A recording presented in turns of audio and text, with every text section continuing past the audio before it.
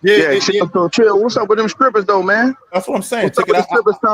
I heard that earlier that Kawhi Leonard. I'm sorry. I heard that there was a deal that where Kawhi. No, keep going. You're right. Kawhi is trying to rebuild. Okay, so he's trying to rebuild the Toronto Raptors. Yeah, I don't know. That's crazy. I don't. That might be you might be able to make that a thing, Kawhi, as opposed to Kawhi. Yeah, you might be able to. You might be able to make that a thing. But I heard the report that I heard, Ticket, was the Clippers are interested in moving on Kyle Lowry and Fred and Van Fleet. Now, whether it's a recreation of the 2019 NBA champions, even though these dudes is completely different players. Kyle Lowry ain't the same dude that he was in 2019.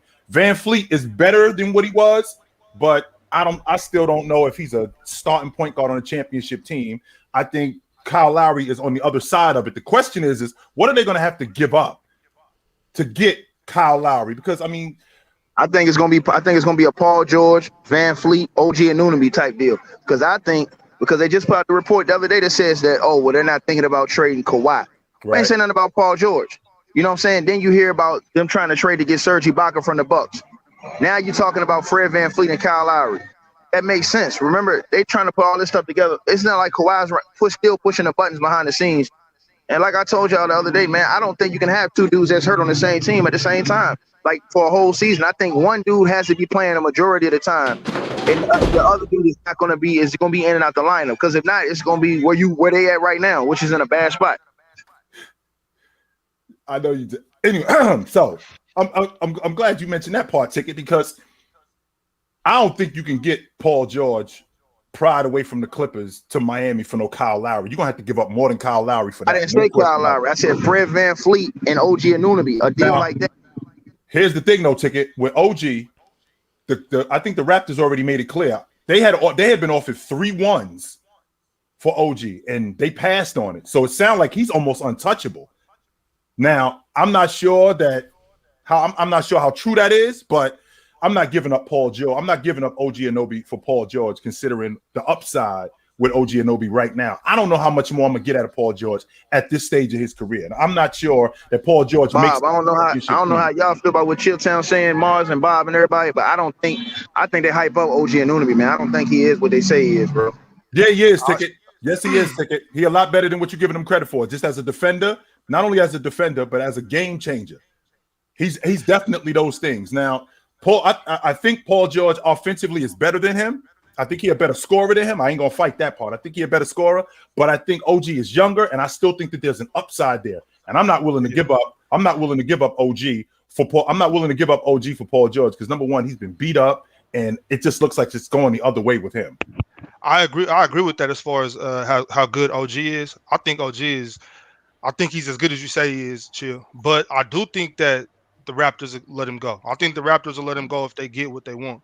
But I think he's that good. What is it going to take? I would rather have him. Probably another young player with him. I think Paul George is not enough. Paul George is definitely not enough. Not Paul George straight up. Even though the money would work, I think that the money would work. But in terms of a straight up deal, OG for Paul George, I don't think he makes them that much better with Paul. I'm saying I ain't say straight up. I mean like a package with Paul George involving Paul George, right. Fred Van Fleet, and Anunoby. A package involving Paul George, maybe a Morris or something like that in the pick. You know what I'm saying? Terrence Mann have to go too. Terrence Mann have to go. But the Clippers already they said Terrence Mann is off the board too. They ain't interested in trading him neither. Yeah, well, I don't see how it's gonna happen. And Ticket, you telling me that Kawhi Leonard behind the scenes pulling the strings? Well, wait a minute, Ticket. He was the one who got Paul George here. So if he got Paul George here, and this thing is basically a disaster. If you want to call it what it is, let's call it that. Because they got together to win the NBA championship, and it's not working. So if Kawhi is behind the scenes pulling the strings, and this didn't work, why are they going to trust him to move off of Paul George and do this whole thing all over again? Well, because they too invested in him, man. I mean, if you give him up, now they're not going to get what they gave for him to get him over there, which is Paul George and everything else, all them picks they gave up. So it's like they kind of stuck with him right now, man. So if it was me, I'd trade both of them. If it was me, I'd trade Paul George and Kawhi Leonard and get as much as I can get and move forward. Because to me, they was better before then. They would that team that they had before Paul George and Kawhi came. To me, they was better with Lob City than they was with these dudes. Even though they made the Western Conference Finals, it's just been a bunch of underachievers, bro. I don't respect that, man. They not. Lob City wasn't better than this squad, but I can get with you on that though. Like if you can get something nice in return for Paul George and Kawhi Leonard, I'll go ahead and do that because you never know what's gonna happen with these two. You never know who's gonna be healthy. But Lob City made the playoffs though every year. These dudes missed the playoffs last year, though. I understand it. But okay, so what more so what I'm saying is at their best. If Lob City at their best, this team at their best, I don't think Lob City really wants to play. That's a bad thing. I don't think we've seen Lob City at their best. We haven't seen this Clippers team at their best. Wait a minute, though, maybe a month or so. Are you sure about that, Ticket? Because in 2013, when Blake Griffin finished second in the league, no. I'm saying I don't think we see them at their best because in their biggest moment, Chris Paul came up small. In their biggest moment, that's why I don't think we seen them at their best. When I'm talking about, they had Chris Paul. No. I'm saying if they played to their ability, I think they was good enough to get to the NBA Finals or at least the Western Conference Finals. And that was their best chance in 2013 when Blake Griffin finished. I think he finished third in the league in MVP votes. Chris Paul was first team All NBA, and I think that was the best team that they had with Jamal Crawford. I think Jamal Crawford was the sixth man of the year that year. DeAndre Jordan, I think he was an All-League defender that year. So I mean, I think that was the best opportunity that they had. So if they're not at their best, then I don't know when they are at their best. To be honest with you, well, that Clipper team. If I'm not mistaken, the farthest they went was the second round. That was it. Are we debating that this Clipper team today won't get past this? They don't have potential to get past the second round? Well, they with Leonard and Paul George healthy, they was with Leonard and Paul George, they was already in the second round, and they made it to the Western Finals when Leonard got hurt. So they've already eclipsed that Clippers team. They already did the old that. Clippers team. Well, they at least matched it. They at least matched it with those two healthy. Now going forward, when I think about the Clippers. All they've done, especially this team right here, all they've done is underachieve. Leonard hurt. Paul George hurt. They've had a lot of dirty work guys who could get them to the playoffs, but that wasn't the plan. The plan was when you get Paul George, when you get Leonard, these are the guys that's going to put you over the top, and that didn't work. So I think this thing has been a failure, sure. Do we want to speak on what Kawhi's been doing recently? Because if I'm not mistaken, he's somewhat maybe pretending like he's back, or maybe he actually is back. But I know he's averaging somewhat of close to the 30-point ballpark in the last 6 games. Right. Well, including a 36 point performance against his former team, the Spurs. There you go hyping up Kawhi. But the one thing we know about him is they always won. That now they're not winning no more. His effect ain't the same no more. Like notice this, if PG ain't out there, they ain't winning. They losing the majority of them games. Well, the team's just not the team's just not that muted. Good. Got you. What do you mean? It's the same team they've always had. What do you mean? It's not the same team they've always had. They've added. They've changed point guards many times. They got Morris. They got Kennard. All them dudes are the same players, bro. I'm not saying they don't have some of the same players, but it's not the same team. Kawhi Leonard is being brought back into the fold after missing a whole year, so this is his first time playing with a lot of these guys for the first time. Hold on. But Kawhi always been hurt, and Kawhi has always been hurt and missed most of the season. This is the same thing we seen. Paul George, them dudes only played 35% of the time together in LA. Paul George, Anthony Davis has played more than both of those. Yeah, so this is their team. I'm not disagreeing with that. I'm just saying that it's hard to win a lot of games when the lineup changes this much. That's what I'm agreeing with you. I'm saying why they're not that good. That's the point. That's the point. Yeah, I'm agreeing. I'm saying it's hard to win when the lineup changes this much. It's not about Kawhi not having impact, in my opinion. It's okay. So hold on. But he's scoring 28. He's scoring 27, 28. The last 15, 16 games, and they've been losing. They won 3 out their last 12 games. They're losing. They're getting their ass kicked. I don't think it's that bad. What's the record with them there, with them gone, and then with Paul George, and then only with Kawhi? Does anybody know? Kawhi this season, when he's played, the Clippers are 15-9. So they 6 games. So they 6 games over 500 with Leonard in the lineup. Now with Leonard and Paul George in the lineup, that's the $1 million question. All right, let me find that. Yeah, with those two guys in the lineup, how much different does it look when those two guys are playing together, or when they're by themselves? Yeah, How much different does it look? And since we're on the subject of somebody being different, and we're gonna 9-7. They're 9-7. So when both of those dudes are in the lineup, they 9, and so they 2 games over 500 with both of those dudes in the lineup, and 5-6 games over 500 with just Leonard in the lineup. Yeah. So well, yeah. So what that tells me is if you took Paul George out the lineup, how much of and you replaced him with maybe somebody lesser in terms of scoring and more of maybe a defender, more of a D&3 guy, more of a better transition player, would that make them better? That's the question. Because here's the problem, Marz. The problem that we're having with the Clippers is not just health. When they're on the floor together, how effective are they? All right, well, we saw 2 years ago when they was on the floor together, they was on their way to the NBA Finals. That was 2 years ago because Leonard didn't even play last season. So he's playing himself back into becoming a top 10 player, right? Paul George, the same way. I mean, he missed most of the season last year. Because he missed most of the season, they still haven't been able to develop that continuity. So are we at a point now with this Clipper team where we've basically reached the potential that we're going to get, and it's just time to blow this thing up? Maybe.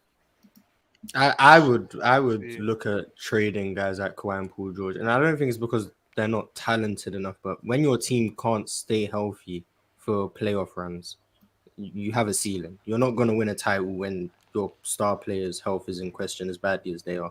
Same reason I have issues with the Nets, because if your team can't stay healthy for extended periods of time in the playoffs where you have to win 16 games, and Kawhi Leonard is known to go down, Paul George is known to break down, and if you lose one of those guys, your chances are over. I can't bet on those guys for the long term. So I would try and get as much back as I can. But I'd understand, considering how much they gave up to get Paul George, why they wouldn't want to do that, because their future is entirely gone at this point. So I don't know how much you can really get back for a guy like Paul George. My thing though, sometimes in business though, you just gotta cut your losses. Like you might make an investment and realize like this isn't gonna be what I thought it was gonna be, but don't keep hemorrhaging your money. Don't keep putting your funds into it. Like get what you can get back for it now. So if that's the case with Paul George, if they're worried about, oh, we gave up SGA, we gave up all these picks, and I'm not sure exactly what it was, at some point you have to stop looking at it like that. Like, okay, I got 4 of them. So yeah, at some point you just have to just let that go and get what you can get. If that's that's even in the in the hands. Right.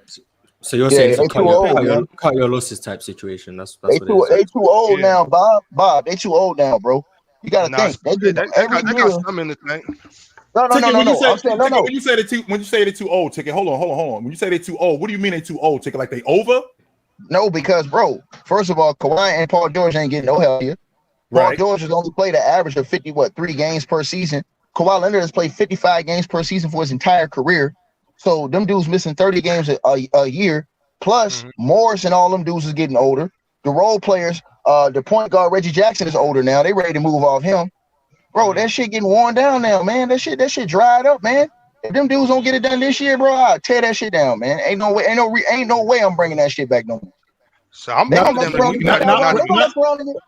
mess around and get Tyronn Lue fired. Watch what I tell you. Tyronn Poole's gonna get fired messing with them dudes. And it's gonna be their fault because they not holding up their end of the bargain by load management, not playing most of the nights. You understand what I'm saying, bro?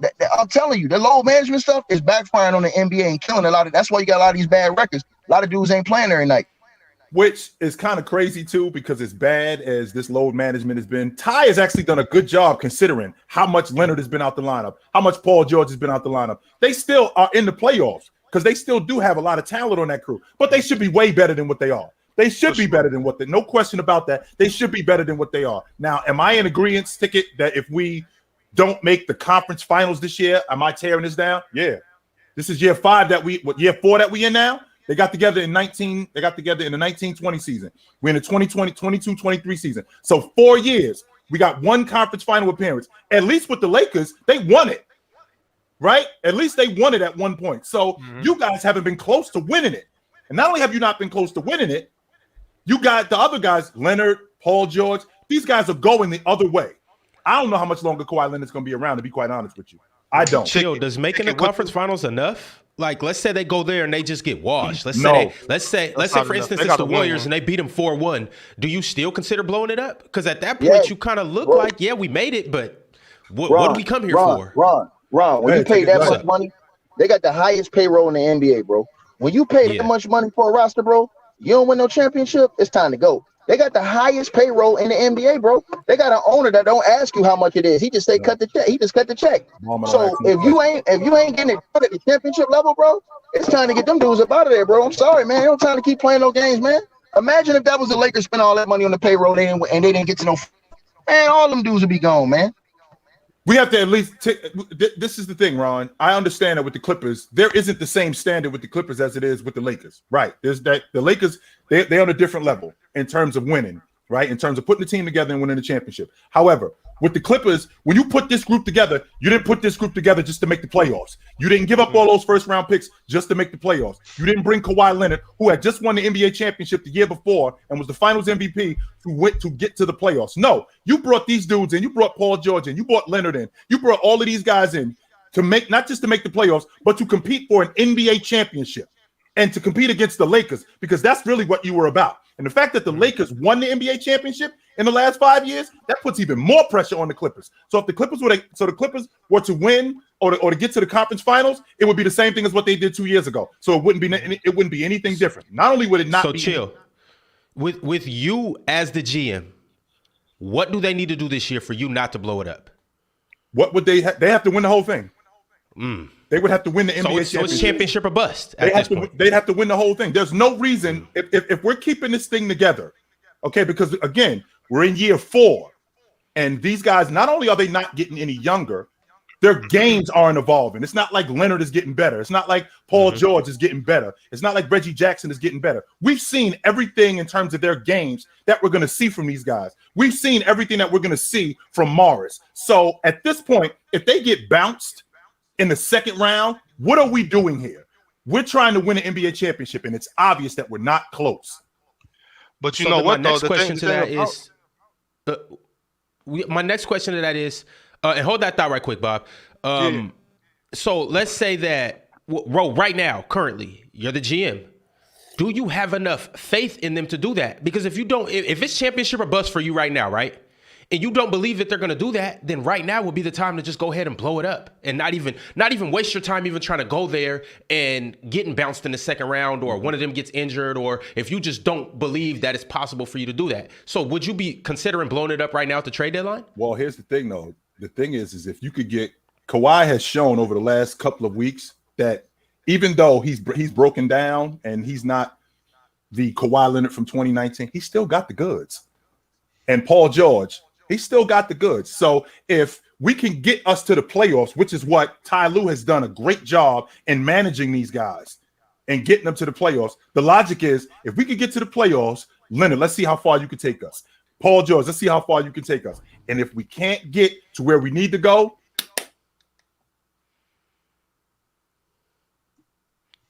Bob, you were saying? Just as far as the Clippers go, with those two guys, you don't necessarily have to get a superstar back in return for Paul George, because I'm personally under the impression that Norman Powell can score with the best of them. Yeah. So if you got a guy like that on your team, you can really go use a guy like Paul George, if that's who you want to get rid of, or Kawhi, whoever, and really just grab a couple more pieces to solidify your roster. Norman Powell and Kawhi. If Kawhi's at his best, Norman Powell, those two, that's enough firepower. So here's the thing, Big Ox. Here's the thing, Big Ox. When you're trying to win it, you need star power. And are you really Kawhi got it. Right? And he's on the other side of it. How much longer he got, I don't know. And are you really down to go into the playoffs or go into a season talking about championship or bust with Norman Powell and Kawhi Leonard? Well, it depends on who I get in return for Paul George. Like right. I'm not saying I'm not just looking for a couple of draft picks. I'm looking for somebody that can step in and do some work. I can't think of anybody. Well, I'm assuming you're going to get that though. Like you're not going to get chump change back for Paul George. Right. Yeah, you're gonna get some. Hey, let me say this. Yo, whoever Armors Jones is, my brother, much love to you, bro. You're a real one, dog. Yeah. And I don't mean to cut through the show and say that. Platinum bro, status. I peep you, bro. Platinum status. You on some real talk, man, bro. This dude deserves extra shouts out, bro. For the love he showed his panel, whether he agree with you or don't agree with whoever is on this panel, bro. That's love. Every week, every show you come in here showing love, bro. Bro, we appreciate that, dog. Bro, we appreciate that, bro. No doubt, everybody show love too. We want y'all to know, man, we appreciate everybody who support the show, man. But I want to shout this dude out because this dude, he coming with 50s every time. Yeah, he ain't playing. Salute to you, bro. No doubt, brother. As you were saying, Ticket. But what as you were saying, Bob. I'm saying, listen, I just think that for Paul George, you can get more. I think you can get a package with Fred VanVleet and Anunoby. I think you can. It depending on like if you put Paul George with a Terrence Mann or something like that, you can get that package back. That ain't no problem. But Ticket, this is the only reason why I don't know if I see that, because you got to put yourself in the Raptors shoes too. What the hell do they do with Paul George? Because at that point now they got a young core guys. They got Scotty Barnes and they got younger dudes. What they should have did with KD, which is trade Scotty Barnes. I like Scotty Barnes, but you got a chance to get KD, you give up Scotty Barnes. I forgot about Siakam. He usually makes good decisions. He made a bad decision right there. Look at how KD's playing at an MVP level this year. You put KD on that team for Scotty Barnes, and all you need is a few of the pieces, and you a contender. But that was a bad move. In hindsight, yeah, he for sure kicking his own ass right now. Yeah, man, I'm like Scotty Barnes. Come on, man. Nigga, you got to be. You got there on near MVP level for me not to want to give you up. You got to be like on Luka level right now or something like that for me to say, nah, I can't do it. Scotty Barnes don't show me that. So if we talking about KD, the way KD playing, bro, they should have. He don't made mistakes on moves. To me, yes, you can get a Paul 55, 60. Do him how you did Kawhi. Listen, Paul George killed himself. He's good enough to be the number one on the team. He the one took himself out of that realm. Paul George shows you that. He shows you he can be a. I think we lost him. Yo, Marz, before we move off the Clippers, do you as the GM, just like I asked Chill, is it any moves you would make right now? What would be your decision? I'd look at the market, I'd test the market, see what's out there. I'm not ready to pull the trigger on something if it doesn't feel 100% right, but I think I wouldn't be doing my job correctly if I didn't see what was out there for a Paul George, see what was out there for a Kawhi Leonard, see if there was a point guard on the market. I think I have to do that. But if it's not the right fit, I'm not just going to make a trade for the sake of making a trade. But if something made sense, I wouldn't hesitate to make a move. Well, what you saying that because only thing we've talked about is Paul George trades. You got my mind spinning now. What do we do for Kawhi Leonard? And is it any scenario where Paul George is a number one gets you a championship too, or is it just like blow everything up and get them both out of here? I mean, Paul George would be the first move. That's who you. If you're offering anyone, you're offering Paul George. But if something for Kawhi Leonard made sense and you got enough, like you got a bunch of depth that they were offering you in exchange for Kawhi Leonard and you think you can build around Paul George with a bunch of depth and quality role players, I wouldn't be against that, at least for the one season, and then you move off Paul George in the off season. But I think the current Clippers GM, I think anyone would look at moving Paul George before you even think of moving Kawhi. Just because is it because of the talent, Marz, or is it because in terms of his value, in terms of his health? Because in terms of a talent, I mean, I don't think that him and Leonard are that far apart. In fact, if we taking health off the table, I'm not moving Leonard before I move Paul George. I think the health, both of them, neither of them are healthy. I think health is a question mark for both of them. So at that point, I think it comes down to who you think can help you lead you to a championship more than the other. I think Kawhi Leonard has shown that, which is why he has more of a higher standing in like the upper echelon of the team. I think Kawhi Leonard is just a better player than Paul George, but I think the value you get from Paul George is enough to where if you just move him, you can still build a team around Kawhi Leonard. That's how good of a player he is and the respect he has within the league and his trade value. Ox, Kawhi or Leonard, or Kawhi or Paul George? Yeah, Marz. I agree with Marz and Chill because I definitely think Kawhi's better than Paul George, and you can get enough back for Paul George. I've been sitting here while you fellas were talking too, and I'm thinking, what teams would want Paul George or Kawhi? Like, what teams are willing to come up, like off some of their younger talent to get Paul George? So, I mean, this is kind of hard all the way. If a team like Miami offered Tyler Hero, Kyle Lowry, maybe some other players, the Clippers would do that today. But do you think Miami are happy with Paul George in return for that? You got Jimmy Butler, Bam Adebayo, Paul George. Yeah, I think they would do that today. If I'm Miami, I would do that. I'm drooling over that. They would do that if I'm the Clippers, I don't want Tyler Hero and Kyle Lowry though. Yeah. What are the Clippers going to do with Tyler Hero and Kyle Lowry? Because think about it, Tyler Hero doesn't bring anything more than Paul George. Right. You could say maybe he might score a bit more, but I don't think so. And then on the defensive end, we don't even got to talk about that, or rebounding, or just versatility. Right. And then what does Kyle Lowry do? Because right now, today, is Kyle Lowry better than John Wall and Reggie Jackson? Now you got to remember. So now you got a point guard carousel, right? But I'm glad you brought that up though, because number one, Kyle Lowry come off the books after this season, so that's a contract dump. Also, John Wall come off the books after this season too, so that's also a contract dump. So you also got money to spend in free agency, right? So in addition to you having money to spend in free agency, you again, when you're moving off of Paul George, you basically telling the public, yo, we're at a point where we're almost going to start over. Now, what Ticket mentioned, which I'm still curious to hear him about. Why would Paul George, when he is a number one, why would he go get on a crew where he isn't a number one anymore? I don't get that. And the reason paging ticket. And well, here's the thing though, Marz.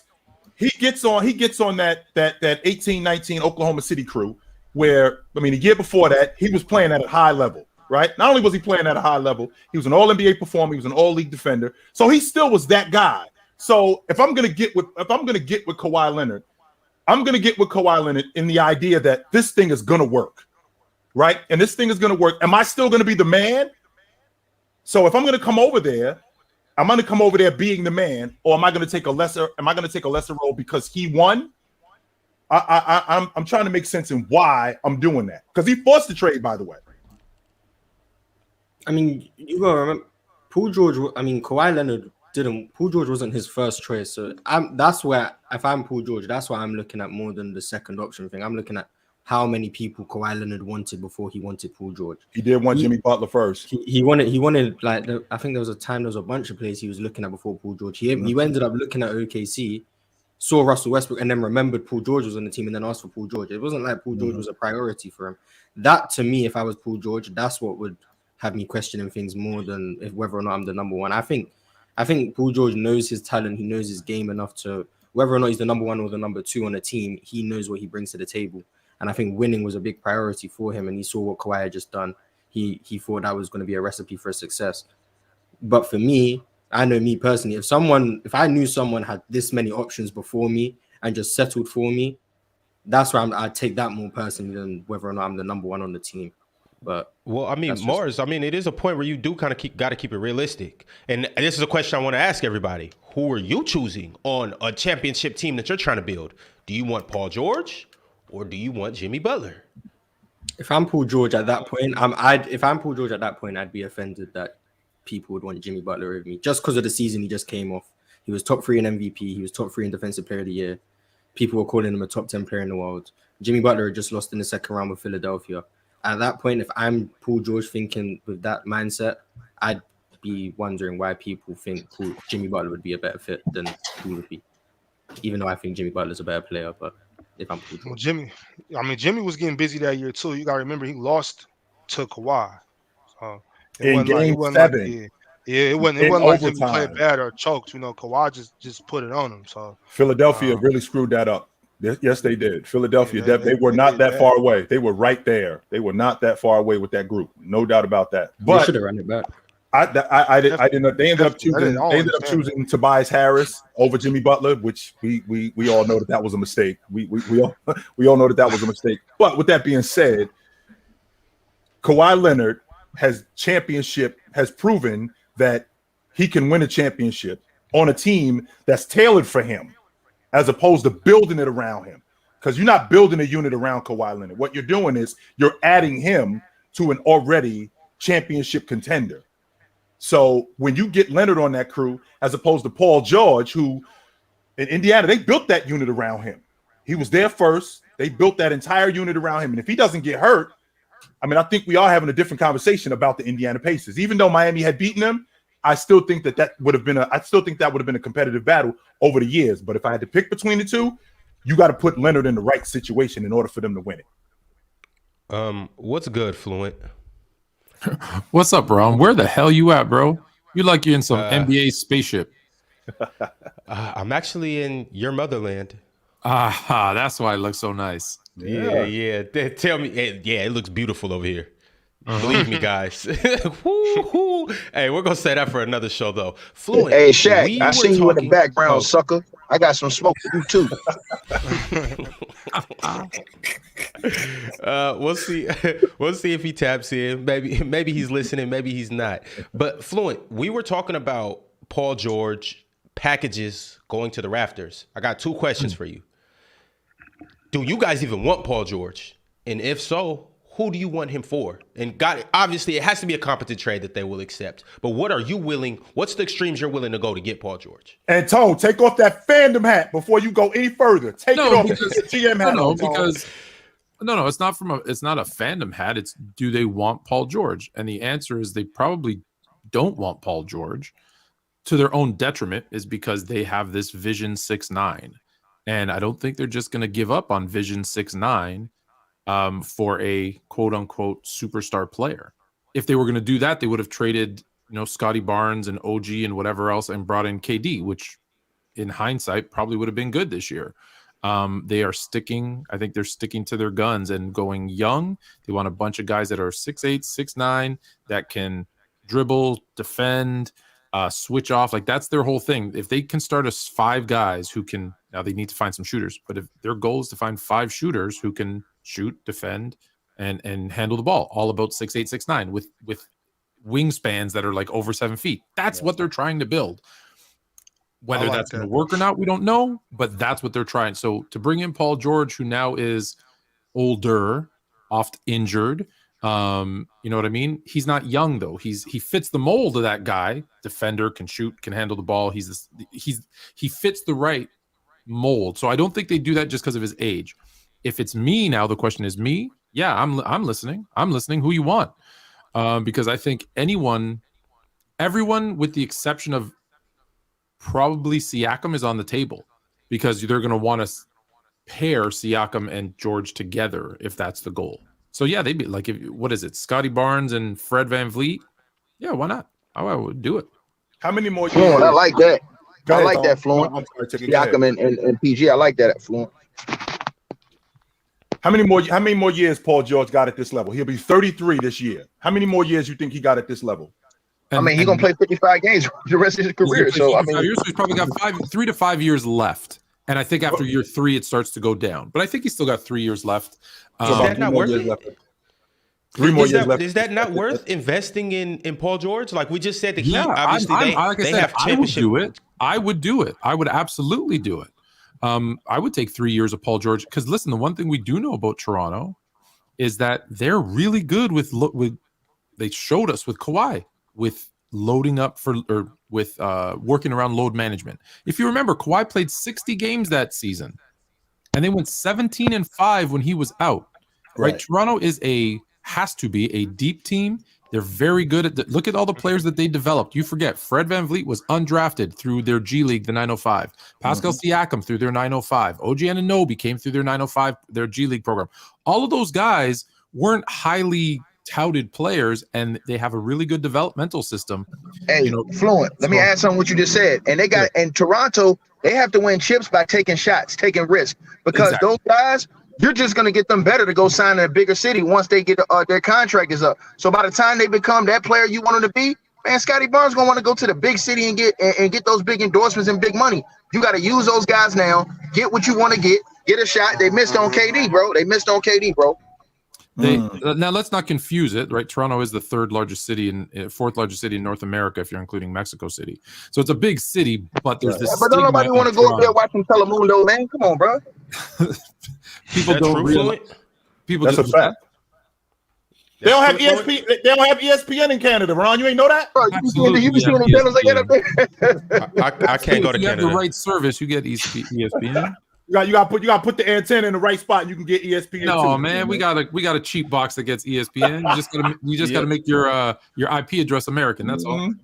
Fluent. I never deemed Canada as an L country, and I don't believe that. But no, it's a great country. But for athletes, it's not ideal because one, it's a bunch of stuff you're not used to. Even little things, the metric system, obviously the higher tax rate. You don't have ESPN on regular TV, so you got to do certain things to get ESPN. 6 degrees. No, listen, it's warmer than Minnesota. It's warmer than Milwaukee. It's warmer than Chicago. So it is. So that's a misconception. But there's a lot of things you have to get used to. You have to get used to it. But most players don't see that. So to Ticket's point, he's right. Most players are going to say, "Hey, I'm from Scotty Barnes. I'm from Florida. I appreciate Toronto drafted me. Now I'm a superstar. Maybe I'm going to go back to Orlando. Maybe I'll go to Miami. Maybe whatever. Yeah, those things will happen. So they have to be ready for that. So yeah, they do need to take chances. That's why I said they should have gone for KD. If Paul George is an option, they should have gone for Paul George.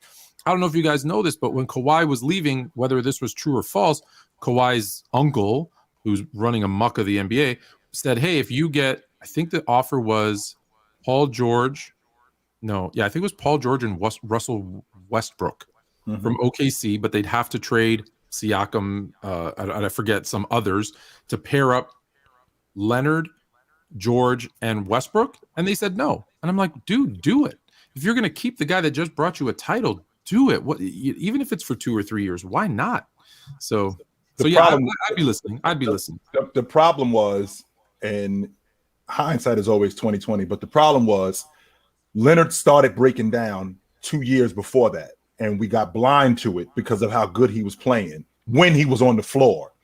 And maybe that was a factor when you think about what Toronto was thinking long term. Even though they would have held on to him, and Ollie would have held on to him, it was the best situation for Leonard. But we can't discount the fact that he was starting to break down, and we kind of had a blind eye to it simply because how much better he was playing than everybody else at that point.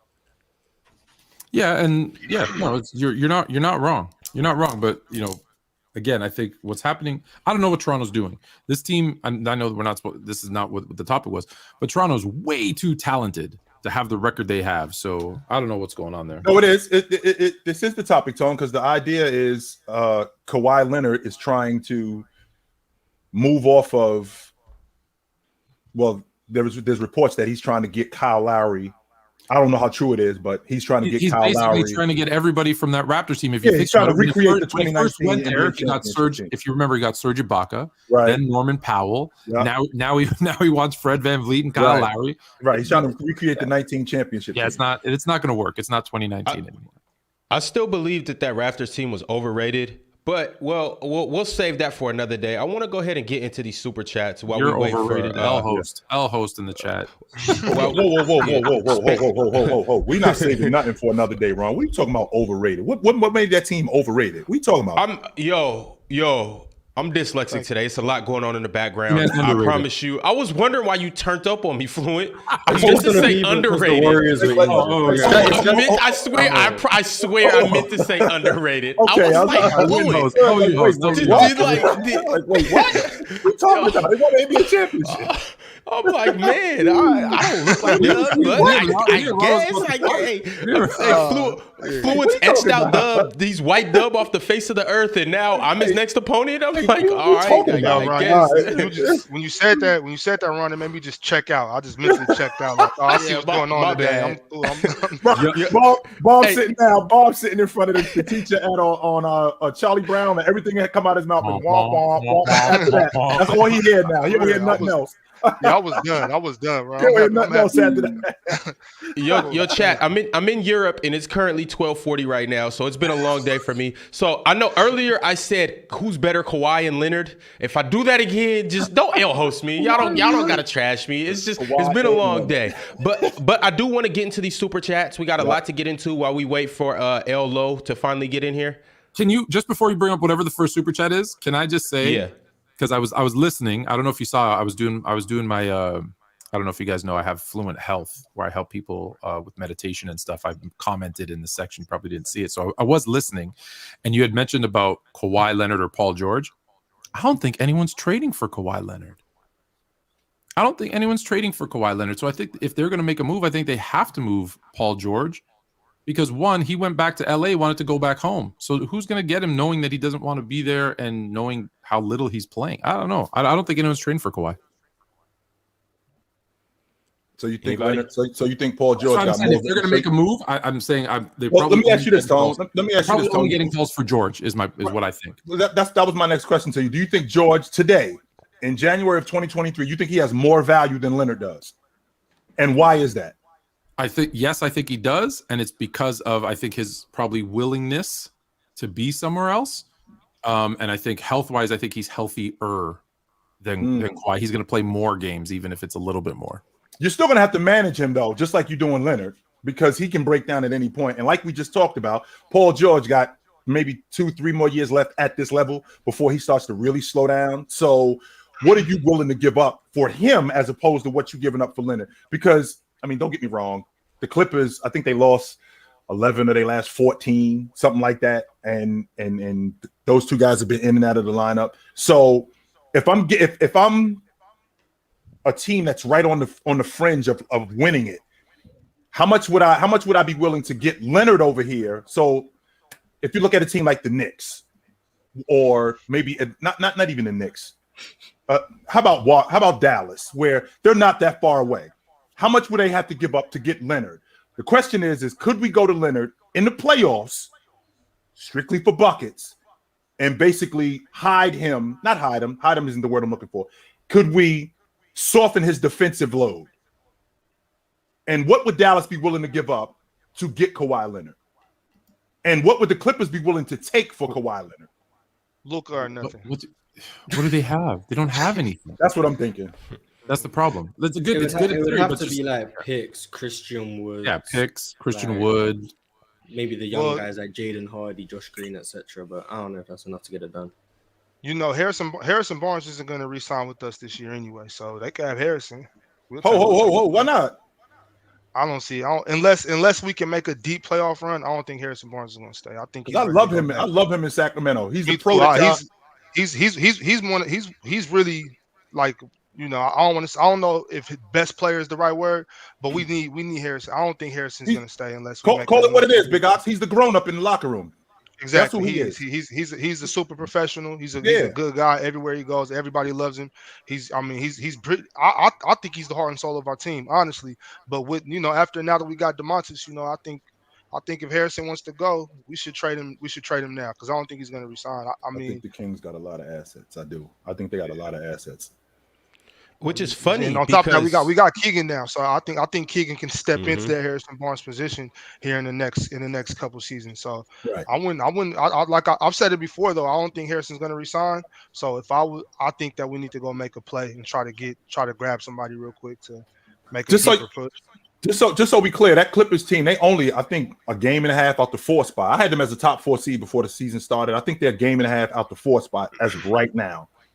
Do they have enough to win it? When you get to this point where you're trying to win an NBA championship, you do need a lot of things to go your way. Do they have enough talent? I don't think that.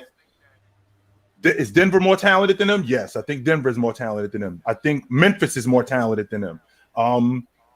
When you think about the other teams in the Western Conference, I don't think that they're more talented. I don't think Dallas is more talented than them. I don't think Minnesota is more talented than them. I mean, when I think about these other teams, when you're talking about winning an NBA championship, you do need things to go your way. Are they going to stay healthy enough? And if we're not, then we may have to move in another direction with this unit because I'm just like I felt about Brooklyn, I feel the same way about the Clippers. All right, fellas, let's go ahead and move off the Clippers, but we won't move off of LA. You guys know what just happened. There was a trade that just recently happened. Rui on the way to the Lakers, and they're now calling them the Los Angeles Wizards. My man Sai sent a super chat. He said, thoughts on Rui to the Lakers. How are we feeling about this, fellas? Hate to see the Lakers get better. And they did get better. I think he's a better fit than none. He's a better defender on the perimeter. He's longer. He shoots threes. Yeah, it's a good fit. It's a good fit. Does it make them a championship contender all of a sudden? If you let Magic tell it, yeah. Well, wait though, Fluent. I think Rui is better than he's shown. I think getting him to LA, Rui, I think he's gonna go from whatever he's been averaging over there, 13 or whatever. That's gonna increase dramatically. Rui Hachimura is a lot better, I think, than most people think. I agree with you because I think Washington, me and Chill talked about this yesterday, they were using him wrong, right? They're trying to push the Bradley Beal, Kyle Kuzma agenda. My concern is if you got LeBron and when AD is back and healthy, how many touches is he going to get? Like how much more opportunity is he going to get with LeBron and AD that he wasn't getting in Washington? I'm glad you brought that up. Go ahead, Big Ox. I'm sorry. I would use it. I'm personally thinking when I saw the trade, I was thinking like, okay, when AD comes back, if Thomas Bryant goes back to the bench, I think the second unit just got a lot better. I'm not looking at starting Rui. I'm more so thinking about him coming and being that 6th, 7th, 8th, 8th man, and just absolutely killing the second unit. That's where my head was at. I mean, I'm not sure what Darvin Ham plans on doing, but that's where my mind was. I don't see him. So what? I did say that I think his scoring is going to go up, but at the same time, I'm not sure if it's going to go up because I don't see him, like you said, getting that many minutes. But I think it's more impactful. His points will be a lot more impactful. Like his play, and I do think he will play better though because him over there in Washington, he had the mental health stuff last year. Whatever it was, I'm not sure what it was, and then he did have some injuries and whatnot. I think as a young player like him, just a new change of environment, and getting with a professional like Bron, I think that's gonna, that might, and you never know. A lot of these guys are still young. You got to remember, so they look up to, I get to go play with Bron. So, the excitement, just him just having a new place. The thing about it is, and I haven't watched the Lakers play in a few games, but the last time I watched them play, Juan Toscano Anderson was starting. And I believe that Rui is a much better player than Juan, right? Is anybody going to dispute that? No. So it's like if you insert Rui instead of Juan, that automatically makes them better. On top of that, I don't know if he scores a lot more, but I know that his 13 points per game will hold a lot more weight on the Lakers team than it will on the Wizards team. Yeah. But I'm not saying this turns into championship contenders. It's a good trade. They're better than they were. Like he's better, I think, a fit than Kendrick Nunn, but I don't think it makes the Lakers. I don't think it doesn't change my opinion of who the Lakers are this year. Even when AD comes back, he can't shoot well enough. The team needs shooting, and he can't shoot well enough. That's playing at best. That's what it is. That's what I'm saying. It hasn't changed. It hasn't changed my opinion on them. Like Rui's another guy. Like when they signed, who was that dude they signed? Schroeder, where it was like he's a year removed from shooting, 38, 39% from three, but he's a 33% 3-point shooter. Right. It's fine. But it's not. How's that going to help them?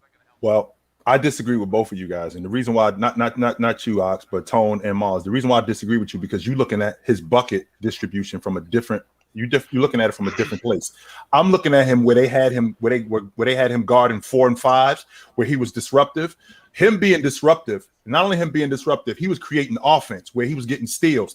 They weren't looking for him in transition nearly as much as James would be looking for him, nearly as much as Russell Westbrook would be looking for him. He's a much better athlete than you guys give him credit for. He's a much better transition player than you guys give him credit for. And the fact that the Lakers will speed the game up, I think that's going to make him and them so much better. So with that being added, I think that makes the Lakers viable. Now, you got them as a playing team. Remember, Marz, this team is not built to win the NBA championship. This team was built around Anthony Davis and going as far as Anthony Davis is going to take them. The reason why they started the way they started early in the season was because they were shooting the basketball like the Golden State Warriors, like the Sacramento Kings, knowing that you guys cannot compete playing like that. When they got better was when they started running the offense through Anthony Davis.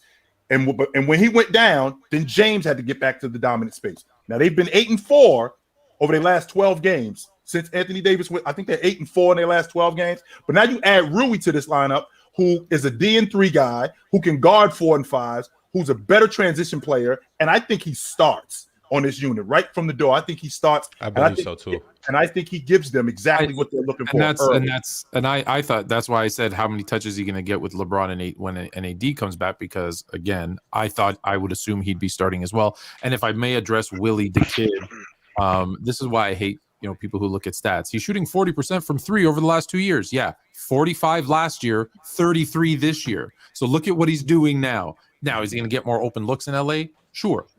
You still got to knock him down. And right now he's not doing that. If that changes. One thing that's underrated about this move, though, is you got to understand. Remember, the Lakers gave up all of their assets for Anthony Davis, all their first-round draft picks and things of that nature. So one of the things in the back of their mind in the front office is, how are we going to get younger?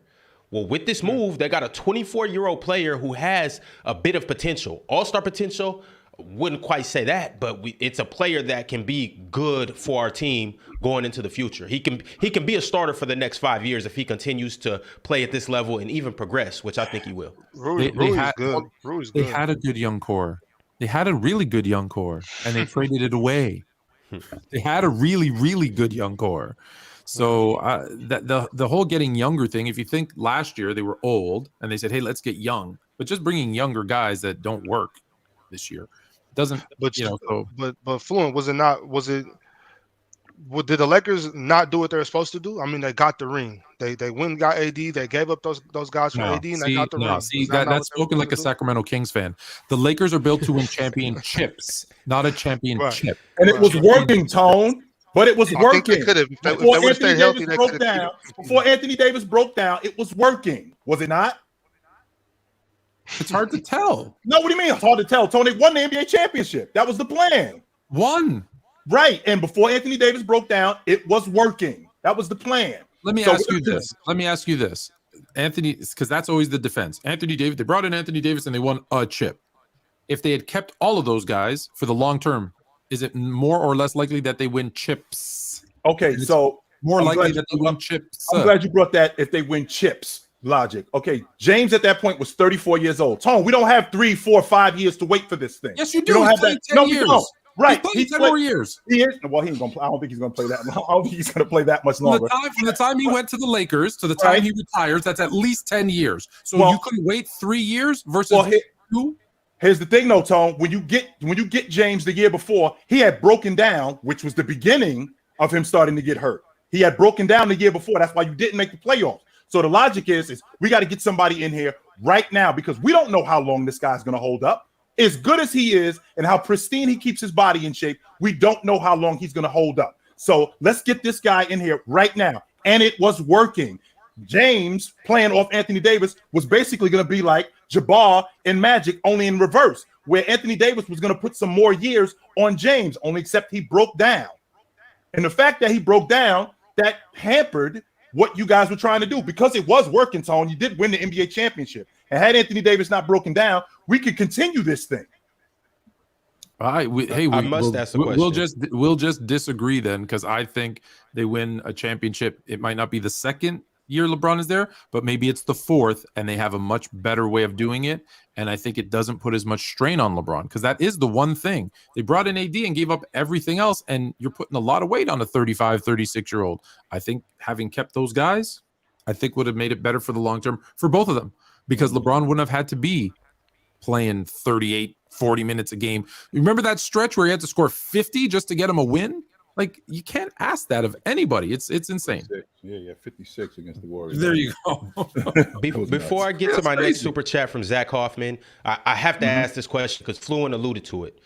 Do you, when you first got LeBron, and obviously you have guys, hindsight, do you trade Julius Randle, Brandon Ingram, and Kyle Kuzma? Now, I know you got the ring before you trade Kyle Kuzma, but I'm just saying all 4 of those guys because that was their young core, and Josh Hart as well. And there's a couple other guys you could say in there as well.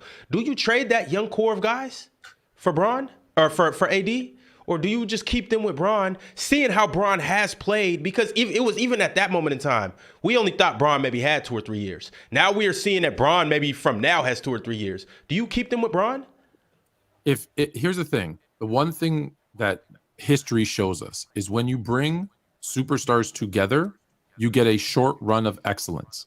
When you build from within your organization and maybe add a piece, you build what possibly could be a dynasty, or I don't like using that word, but a longer term success. So no, I do not trade all of those guys for AD because I know that's short term. It's happened time and time and time again. Just go back and look. The teams that do it one way have long-term success. The ones that do it short get short-term success. Bro, guys like Brandon Ingram, Lonzo Ball, they can't stay healthy either. They have the same problems ADs are having, and they're just much worse players. Brandon Ingram has missed time the last 2 years due to whatever injuries he's been having. Lonzo Ball can't even walk up. He can't even walk up the stairs. So like those guys are just as bad question marks. That's not to say you don't tweak it, but I think the collective, it was better than. I didn't mind the Anthony Davis trade because it worked. Now, to be honest with you, I didn't love giving up KCP and Kuzma. I did not love that at all. No, I did not like that at all. I really dug Kuzma. I really dug KCP because those guys gave you value for that team. So I did not dig moving off of those guys for Russell Westbrook. I did not like that at all. No. All right, fellas, we got a super chat from Zach Hoffman. He said, is it fair to criticize LeBron trying to be Le GM as a part of his legacy? Love the show, by the way. Ticket the GOAT. Plus, well, you already know, Dub host. Mm-hmm. But is it fair to criticize LeBron? Yeah, sure. Because absolutely it is. Because, again, he was the one. James is the one who created the player empowerment movement. He was the one who he's the one who started that, right? So he was the one who started determining, I want to play with this guy, I want to play with that guy. So because you're able to do that, you're the one who was able to get guys on your crew. Now you aren't solely responsible for that, but you did have a huge hand in that. And because you had a huge hand in that, you do deserve some of the blame and what went on with these units and how this whole thing materialized. Absolutely. Anybody else have fair or unfair criticism for LeBron? No, I mean, it's not in his job description to be the general manager. So if the general manager or the presidents or the owners of the organization allow this player to dictate what they do, that's on them. That's not on him. He just pushed his line. He just pushed it. He pushed this issue like, hey, I want him, and they went and did it. So he didn't get hired to be the GM. They let him be the GM. That's their fault. You see, Pat Riley didn't go for that. So Pat Riley did not go for that. But Cleveland, of course. Listen, if you push for a player as a player, if you team up with a player or push for your team to make a trade for a player and it doesn't work, then of course you should be criticized for it. Just like if it works, you should be given a nice pat on the back. Say, hey, nice play. The statistics are pretty bad. When a player wants to play with another player, it rarely works out. LeBron wanting Westbrook didn't work out. Vince Carter wanting an old ass Hakeem Olajuwon did not work out. When you look, in most cases, it does not work. Players aren't typically good GMs, so they should play and GMs GM. That's what I'm saying, Fluent. Yeah, because look. When my kids when they look, you got school in the morning, he's sick, so it's like you need to be in bed by 8:30. If he's like, Dad, I want some ice cream. If I'm like, okay, son, go eat some ice cream. You know what I'm saying? And then he has a stomach ache. It was my job to be the parent. It wasn't his That's job. Right. That's my fault. Exactly. So it's on the GM. If you but with that also being said, though, Big Ox, if your son said, Dad, I want some ice cream, and I get this ice cream where I don't have a history of getting sick with this ice cream. Matter of fact, when I eat this ice cream the next day, I'm bouncing off the walls and I got a lot of energy.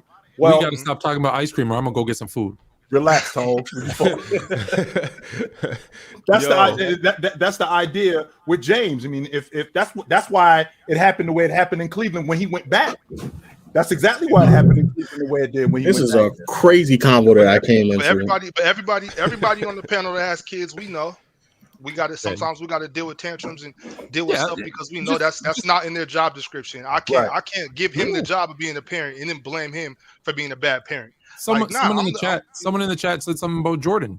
Do you know that Jordan fought tooth and nail with them not to trade Charles Oakley for Bill Cartwright? He was pissed about that. The Bulls knew. He was pissed about that. It made them a better team. Mm-hmm. Jason Cappy got traded. Jordan was not happy about that. He was pissed about that. What's best for the team? That's what you got to do. And like you just said, Big Ox. You think Kyle Lowry was happy when they traded DeMar DeRozan? No, he was. Sure worked out pretty good. I think Kyle Lowry might have been happy about that. No, I don't think he was. Not at the time. Not at the time. I don't think he was neither. He was mad. He was mad that his boy was gone, but in the back of his mind, he was like, "Ooh."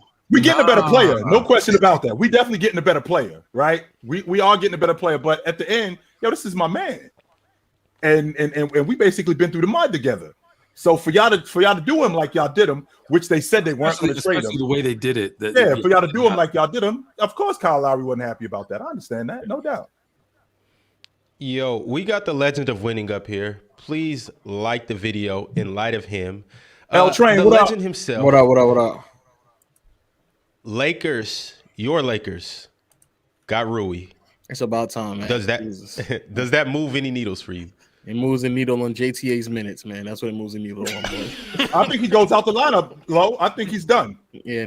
Darvin Ham has been looking for a reason to cut him out ASAP. Rui, nice size, nice length. The type of player that we needed because at 6'8", he can play both 3 and 4. I think he's a better 3-point shooter than what he's been conveying on the Warriors, mainly just because he has better playmakers and actual stars who are going to garner way more looks. You can look at somebody like Thomas Bryant, who's having a much better season, and projection has gone up because he's playing alongside LeBron. I think that Rui's going to have that increase as well in production. And then defensively, alongside AD, he's going to be nice. Am I bugging? Somebody echoing? Someone's echoing. Yo. I think that's everybody. So I think we got a bad echo in here. Yeah. Yo, so my question is, they got Rui and everything, but how does Rui play next to like Thomas Bryant? Well, actually, my actual question is, how do we feel about Thomas Bryant? Are we sold on him now? Yes. He balling. Yeah. He's legit. He's a legit center in the NBA. I'm not saying all-star or anything like that. Is he a legit starting center in the National Basketball Association? Told y'all when he was hurt. I said it when he was hurt on the play. No, why your face like that? Because I think you looking at him low. I think you looking at him like a starting center who's a star. He gives me Eldon Campbell vibes. That's what he gives me. He gives me a solid backup 5-man that could give you 25 minutes. That's what he gives me. Well, backup is fine, but he said starter. He said starter. And you can play him. And you the top 30 center in this league. Is he a top 30 center? And you can also play him at the 4 too. He doesn't have to stay at the 5. He can move to the 4 too and be really good because he can shoot the long ball. And not only can he shoot the long ball, he can shoot the mid-range and guard of the 4s. So you can move him over. So, like I said, he kind of gives me a better version of Eldon Campbell. That's the kind of vibes he gives me. I like him. I do like Thomas Bryant. Is he a top 30 center? Today. In today's playing like a top 30 center today. Yo, dude, I'm going to just give you his last stat line. And I'm not even – he has other great stat lines too. I'm just going to go to his last example. Right. He had 31 points, 14 rebounds, only 1 block, but he went 3 for 3 from the free throw line. Yep. He went 4 for 5 from the three-point line, which a lot of people underrate. He's been hitting that 3 this year. And overall from the field, he shot 80% and went 12 for 15. Thomas Bryant has been shooting the piss out of the ball. The last thing I would have guessed is that he can shoot the way he does. He's knocking down mid-ranges. He's knocking down threes. He's finishing. He's catching alley-oops.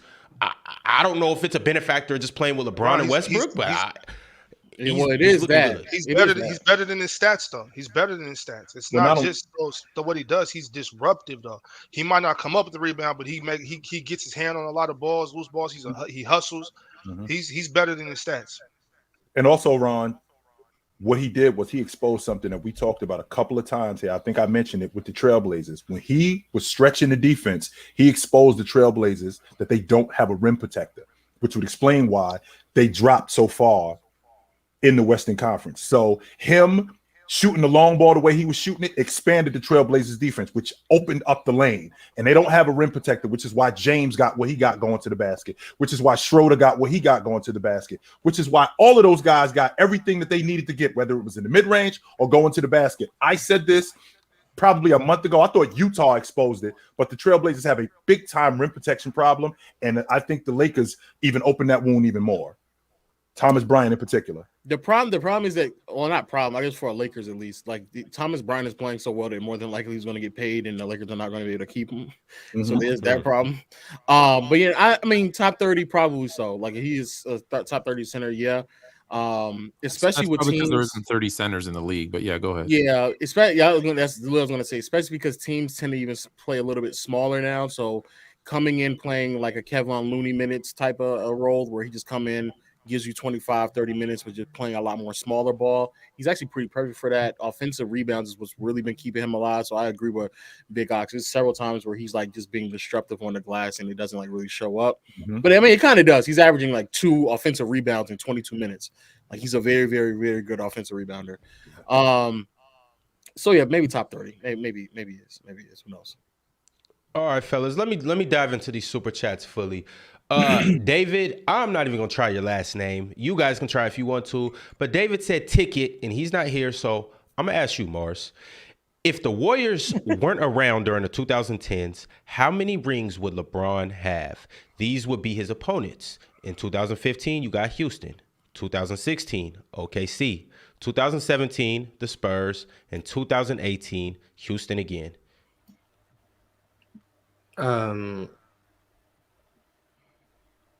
Based on those opponents, I guess.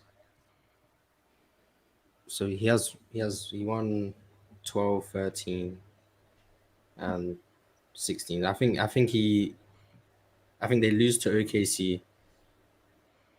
I'm assuming Kawhi's healthy in 2017, but I think they win that. I think they lose to the Houston Rockets in 2018, but I think they win in 2015. So what's that? He wins an extra ring. So you say he loses 2016? In those 4 years, he went 1-3. I think he loses to OKC, but I think he beats the Spurs and the 2015. So you think he goes 2-2 instead of 1? He has just one extra one, basically. Yes, that's what I think. Marz, what is your? I don't know about that. Let me answer for ticket. 0-4. Because those teams would choke like the Warriors did. True. Now you're more fluent. True. If I would have said that, I already have that, so I should say it. Yeah. Chill. I tried to throw you some bail. And I was about to say it, but I was gonna say it, but Tone said it. So I mean, it's really that simple. So I don't have to say it, because if I would have said it, I'm biased and I'm not very objective. So Tone said it. So there you go. He doesn't win 17. He loses 17. Why is that? I think he does lose 17 as well. Actually, I'm keeping it being with you. Spurs, Kawhi, he's not winning that. I think that 17 Spurs team was awesome. I do think that 17 team was awesome. I think they would have gave them hell, considering even though that Cleveland team was good. I think they beat. I think they beat Oklahoma City, and I think they beat Houston. And I'm still trying to figure out with Marz why you are so wrapped up on that 18 team why are you so wrapped up on that 18 team with the team that they had? I think that was a bad matchup.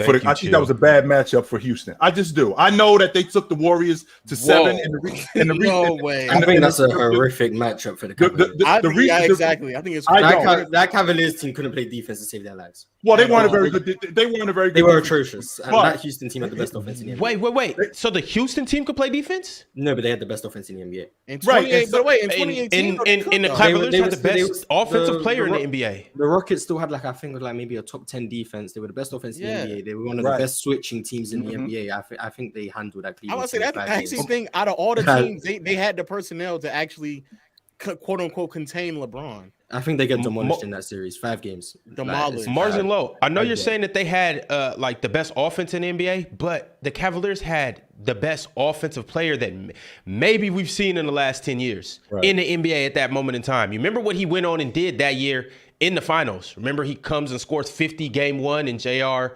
does what he does. Had the brain fart. Yeah. But I'm saying, I believe that LeBron does that same thing, if not more, to that Cleveland team or to that Rockets team. Reason being, Lowe, and you just said you think that they had the best personnel for LeBron. I am putting my money on Shumpert. No. I'm talking about to defend LeBron. I'm putting my money on the Warriors to contain LeBron more than I'm putting on the Houston team. Why? And you see what he did to that Warriors team. They had Iguodala. Was that the year that Kevin Durant was there? Yes. Yeah. Kevin Durant. They still had Clay. Obviously, Draymond. They had a bunch of dudes that throw LeBron. Draymond, sure.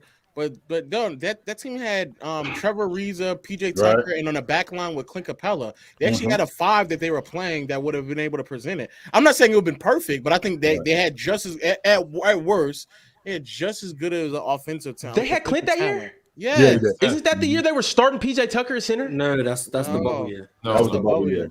Oh, okay. That was the fact that the argument here is you think LeBron beats Houston 1-5. I mean, like that's. Here's the thing. I don't think he beats them 1-on-5. That part I don't think, right? But what I do think is I think that James Harden, when we get to these kind of spaces, just say that then. Say that. Right? I agree with you on that right there. Right. Just say that. Just say James Harden will fold, and that's why Houston will lose. Yeah, say that. That's what I'm thinking. I'll take that. But I was going to say Harden chokes, which he won't. Chris Paul is injured, which maybe happens, and that's what changed. Like, wait, what do you mean? What maybe no one else though? What do you mean? What do you mean that maybe happens? It did happen. That's why they lost the series against Golden State. Also, Chris Paul still gets hurt. Oh, well, then if that's the case, Kawhi still gets hurt in 2017. Oh yeah. No. Like Tone just said, Chris Paul gets hurt. That might have happened. It did happen. That's why they lost to Golden State. But Golden State doesn't exist though. Yeah, but I thought So if Golden State definitely fair, more.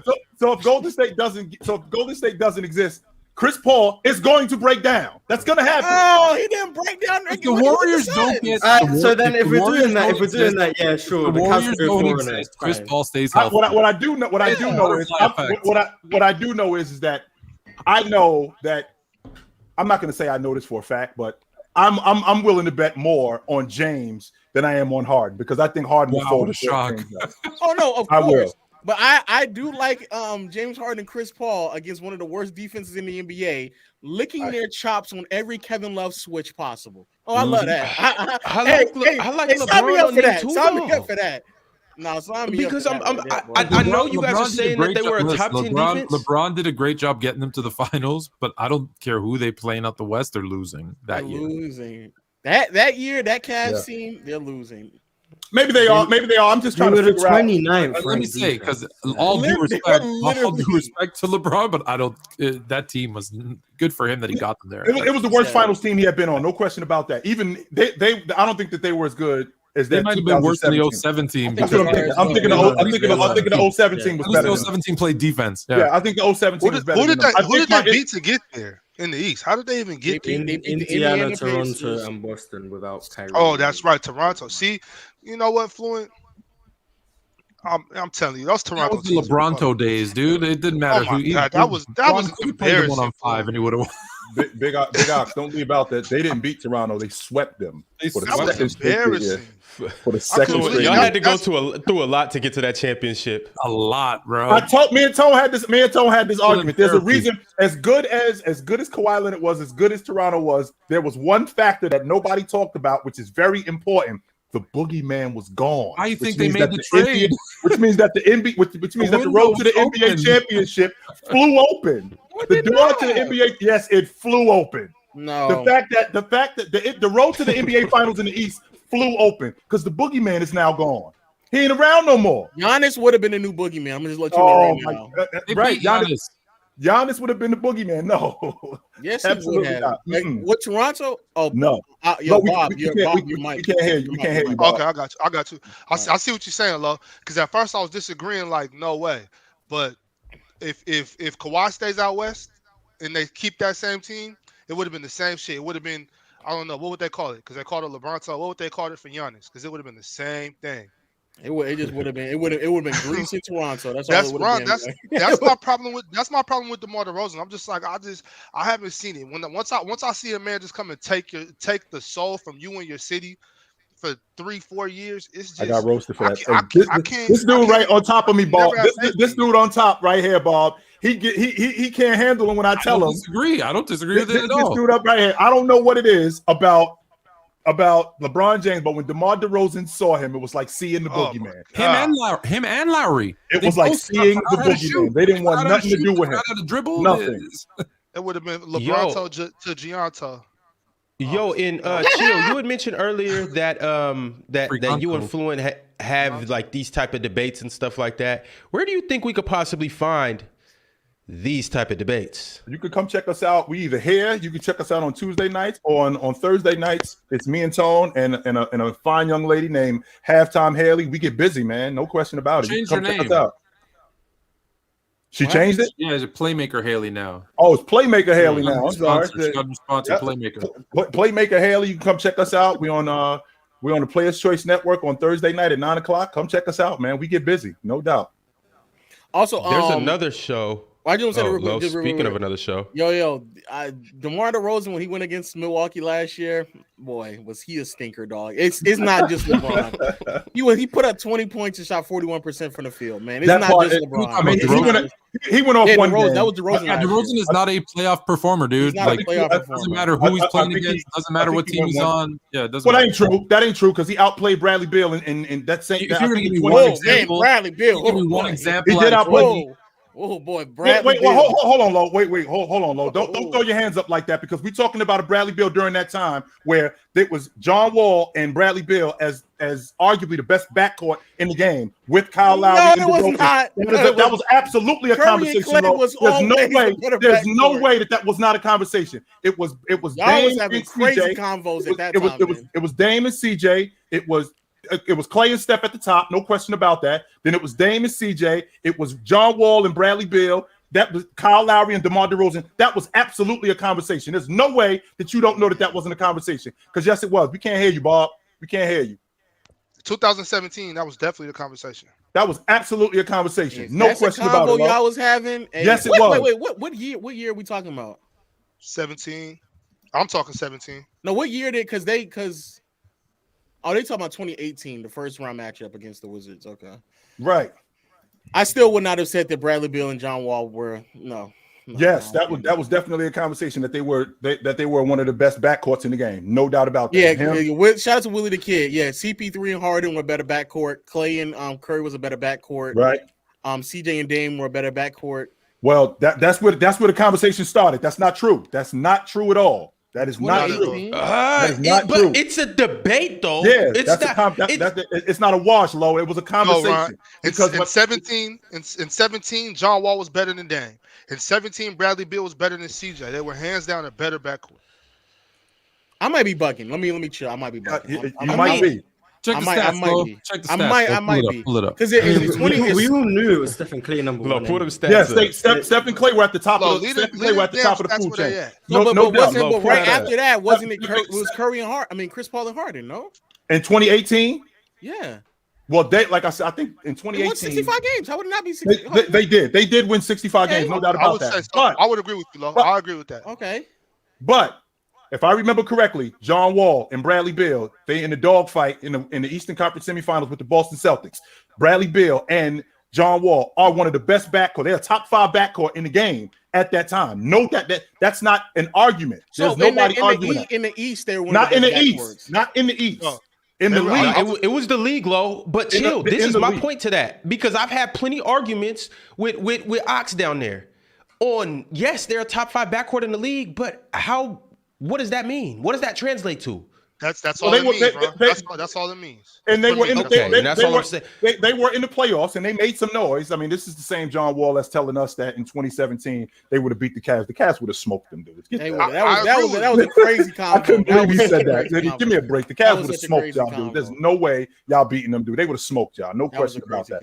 But this was definitely a conversation going on at that time between Bradley Beal, John Wall. Do you think DeRozan and Kyle Lowry were in that conversation? Yes, they were at that time. And in fact, not only were they in that conversation, if you remember, that's why it came up because they played I think it was in 17 when they played each other in the playoffs, and DeMar DeRozan ended up outplaying Bradley Beal. Now, John Wall and Kyle Lowry, that was something different. Kyle Lowry became, I don't know what it was in the playoffs, but I couldn't tell you his numbers, but I know that I think the year before that he shot the worst in the history of his career in the playoffs. He had never shot worse than that. I think it was 16. But they ended up beating Washington, and DeMar DeRozan clearly outplayed Bradley Beal, and that was a conversation between them. Who is the best backcourt in terms of a top 5 backcourt in the NBA? That was going on, no question about it. I could be just mistaken. I just felt like at that time, I think there was like 3 or 4 that were just better than John Wall. And if people were trying to have a convo, I definitely was not participating in that convo. All right, y'all. Back to these super chats. Shout out Andrew G. He said Celtics whooping the Lakers. Ticket. They not contenders. Anybody disputing that? I don't think the Lakers are contenders now. I'm glad you're here though. I'm glad you're here though, Lo, because I'm thinking to myself, I don't think that the Lakers are a contender. However, and I already had this conversation. However, once Anthony Davis gets healthy, how do you feel? How do you feel about this team coming into the playoffs? Because I think that they win in the play-in, right? And do the Memphis Grizzlies want to see them with the Lakers riding a 7-8 game win streak? Do the Dallas Mavericks, do the Denver Nuggets want to see them coming into the playoffs riding a 6-7 game win streak? Yes. Every team doesn't mind matching up with them, dog. I don't know. AD will be AD, and he will for sure be a matchup problem for a lot of teams. No, LeBron. I'm sorry to tell Ron. I hate to say it. I really do. Nobody's afraid of the Lakers. Nobody's afraid. No one's afraid of the Lakers. That's I hear what you're saying. Nobody wants to play the Lakers. They maybe should be. I don't think anyone's scared of them. That's part of the problem. I know for a fact Memphis ain't scared of nobody. They definitely ain't afraid to play no Lakers. That's because they're young and dumb and they don't know no better. Sometimes it's good to be young and dumb though. Sometimes it's bad. If they have some sense, they'll be very afraid. Sometimes being scared just shows that you got a brain. Because nobody wants to play a healthy Anthony Davis and a healthy LeBron James, a healthy Russell Westbrook in a 7-game series. I don't care. You throwing Russ in there? Sign me up. Hey, why would I not throw Russ in there? He's on the squad. He's on the roster. I don't know if he's gonna be traded or not, but if he on there, sign me up. Well, as of today, I don't have much. Like I said before, I don't have much faith in the Lakers. Actually, I meant to ask earlier. The fact that they made this Rui move, does that mean that actually they are trying to construct a winning? No, they ain't over. They're not done, Bob. They're not done. And that's what I'm saying. No, they're not done. Let's say they find a way to get Bojan Bogdanovic. They are not done. But you're saying they're trading Russ. Then you're saying that they're trading. Well, Russ. no. I'm saying, look, I'm talking about the squad they have right now. You don't want to play them healthy in the 7-game series. I don't care who you are. I know, but if you're saying you just don't want that matchup. If you're saying they're going to get Bogdanovic, you're saying they would have to trade Russ. Yeah. Well, yeah. Okay. But I'm talking about that team, the team that's constructed, and I'm also talking about if they make another move. If they make another move and get a guy like Bojan, even if they have to give up Russ, you don't want to play that team in a 7-game series. Oh yeah, if they giving up Russ with some more shooters. Oh yeah, absolutely. Either way, bro. Either way, if you got a healthy Brown and healthy AD, you don't really want to play them in a 7-game series. Okay, so let's stop the madness right now. Number one, Detroit just extended Bo, so they're not moving on him, and they definitely not moving off him from Russ because they got a point guard who they spent the number 1 or number 2 overall pick on. So they're not going to move on. They'll just buy out Russ. Whoever's getting Russ in the trade is just buying him out. They're just going to eat his money. Sure, that's fair. That's fair. Russ would not put on a Detroit Piston uniform. No. But yeah, if Utah want to move off some of them veterans just to eat up Russ contract and buy them out and get some draft picks in the process, sure. Like that way, they would make me alter my stance on the Lakers pretty heavily. Actually, like I actually would go as far as to say the Lakers could actually win the Western Conference if they make the right move with the healthy AD and LeBron. I don't think it's one thing though, Lo. I don't think. The Rui trade goes along with it. I'm just saying the one more move, which is really just getting rid of Russ. When they get rid of Russ, then we can have this convo. Until then, yeah. Yeah. Marz, any words on Lakers trades? You're done with the Lakers? He upset he still got Wiseman on his team. Are you done with the Warriors? Marz, is there any team that you want to talk about right now? Your Warriors are trash, boy. I mean, why are we talking about teams that are battling for playing spots? Like, you want to talk about Bob? You want to talk about Bob's team? Yeah, the Kings everywhere, Marz. Bro, the Kings scored 91 points in 24 minutes last night. That was insane. Let's talk about that walking triple double. Let's talk about DeMontis Sabonis. I'm trying to tell you. You don't want to talk about the Warriors not making the playoffs this year? Nah, I try to just uplift my team. I don't want to downgrade anybody else's team. I'm all about downgrading. Oh, you know what I'm saying? Hey, I'm just trying to give thanks to the basketball guys and just hope that we can ride this for a couple seasons. I'd be surprised if the Warriors did not make the playoffs. I would be very surprised if they did. I'd be surprised if the Kings don't screw it up next year. Okay. See, that's crazy. That's crazy. I know that's crazy. That's the second time today. Come on, man. He got one more, Bob. That's what he got. One more, Bob. That's it. I got two strikes. All right. He got one more, Bob, and that's it. And then it's cracking after that. Fluent, I can't wait to put you in a tight Zoom. Just give me the sign before you do it, so we can get it going. But by the way, this has been one of the most mellow shows that we've ever had. I'm actually enjoying the vibe. We all up here. We shooting the breeze and whatnot. And keep in mind, we had Ticket up here too. We did have Ticket. We did have Ticket. Where is Ticket? Did he have to go? Yeah. I missed bad reception. I don't get to talk with Ticket enough. Low texted the group chat and said he was on the way, and I think Ticket's ducking. But I mean, what do I know? I doubt Ticket's ducking anymore. He gonna pop up in a second too. Just it. Here he comes. Yeah, I know. That's that. He's gonna be in the backstage right now saying, nah. Wait, what? I'm ducking. Here he is, right here. So I'm texting him right now. The thing about it is, you can say whatever you want to, but if you ducking, you ducking. Like he not here. And Low texted the group, so I mean, I'm just going off my plain sight of what I seen. Right, Marz? What do you mean, right? Me? He's trying to get you involved. Anytime Dub taps you in, but if Dub would have said right, Marz, you would have been, yeah. I'm just saying. They call you a Dub puppet. That's crazy. I'm a puppet to everyone at this point. Marz, by the way, you left him to drown, Marz. That was right. That's right. What happened in 2017. Yeah, I just follow everyone. That's what I am. By the way, Marz and Low, like that the other day, Marz. You too, Low. What did I do? What happened? How you left him? You guys started an argument. Y'all started an argument. Dub tried to take up for y'all and got charbroiled. I mean, what did I do? What did I do? He got baked like a double. You ever had a double baked potato? What did I do? Wait, hold on. What did I miss? What did I do? Oh, twice baked. Yeah, twice. I don't know what I did. I'm like, what argument are we talking about? And then Marz, you were in the chat. Didn't even jump on the stream and have your boys back. You was in the chat. Acting like you don't know what happened. I don't get what argument I started. You guys are talking about John Stockton and Chris Paul, and then apparently it's now my job to come and defend. It started that way, but it ended up being Luka and Bron. It went deep. But you should Luka and Bron. Yeah, it was crazy. Dub can defend himself. He's a grown man. Obviously, what am I gonna do? Come up and y'all about to beat up on Dub. All right, I can already see how this is going. This is going down that path. Exactly. Hey. See, you know what's coming. You know what's coming. Brace yourself. You know what's coming. Yo.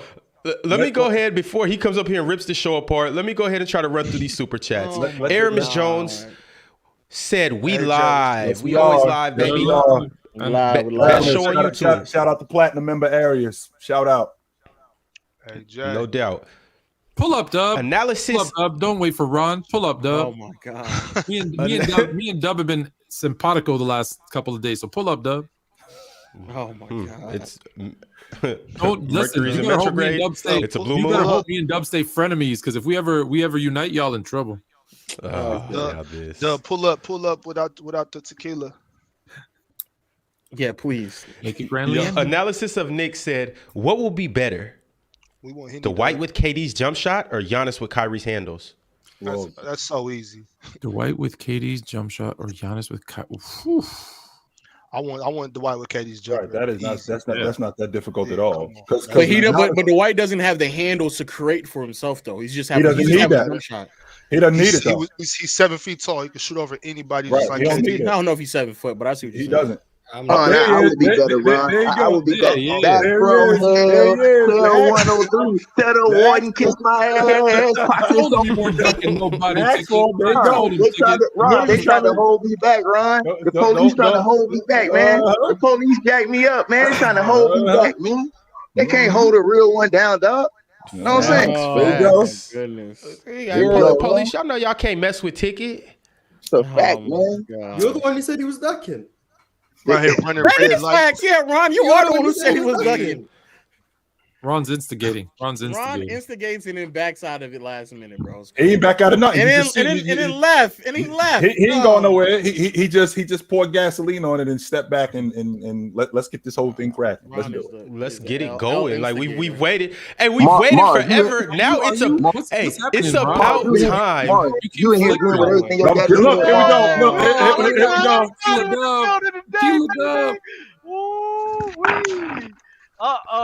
Doug came in here with a ton of shirt on.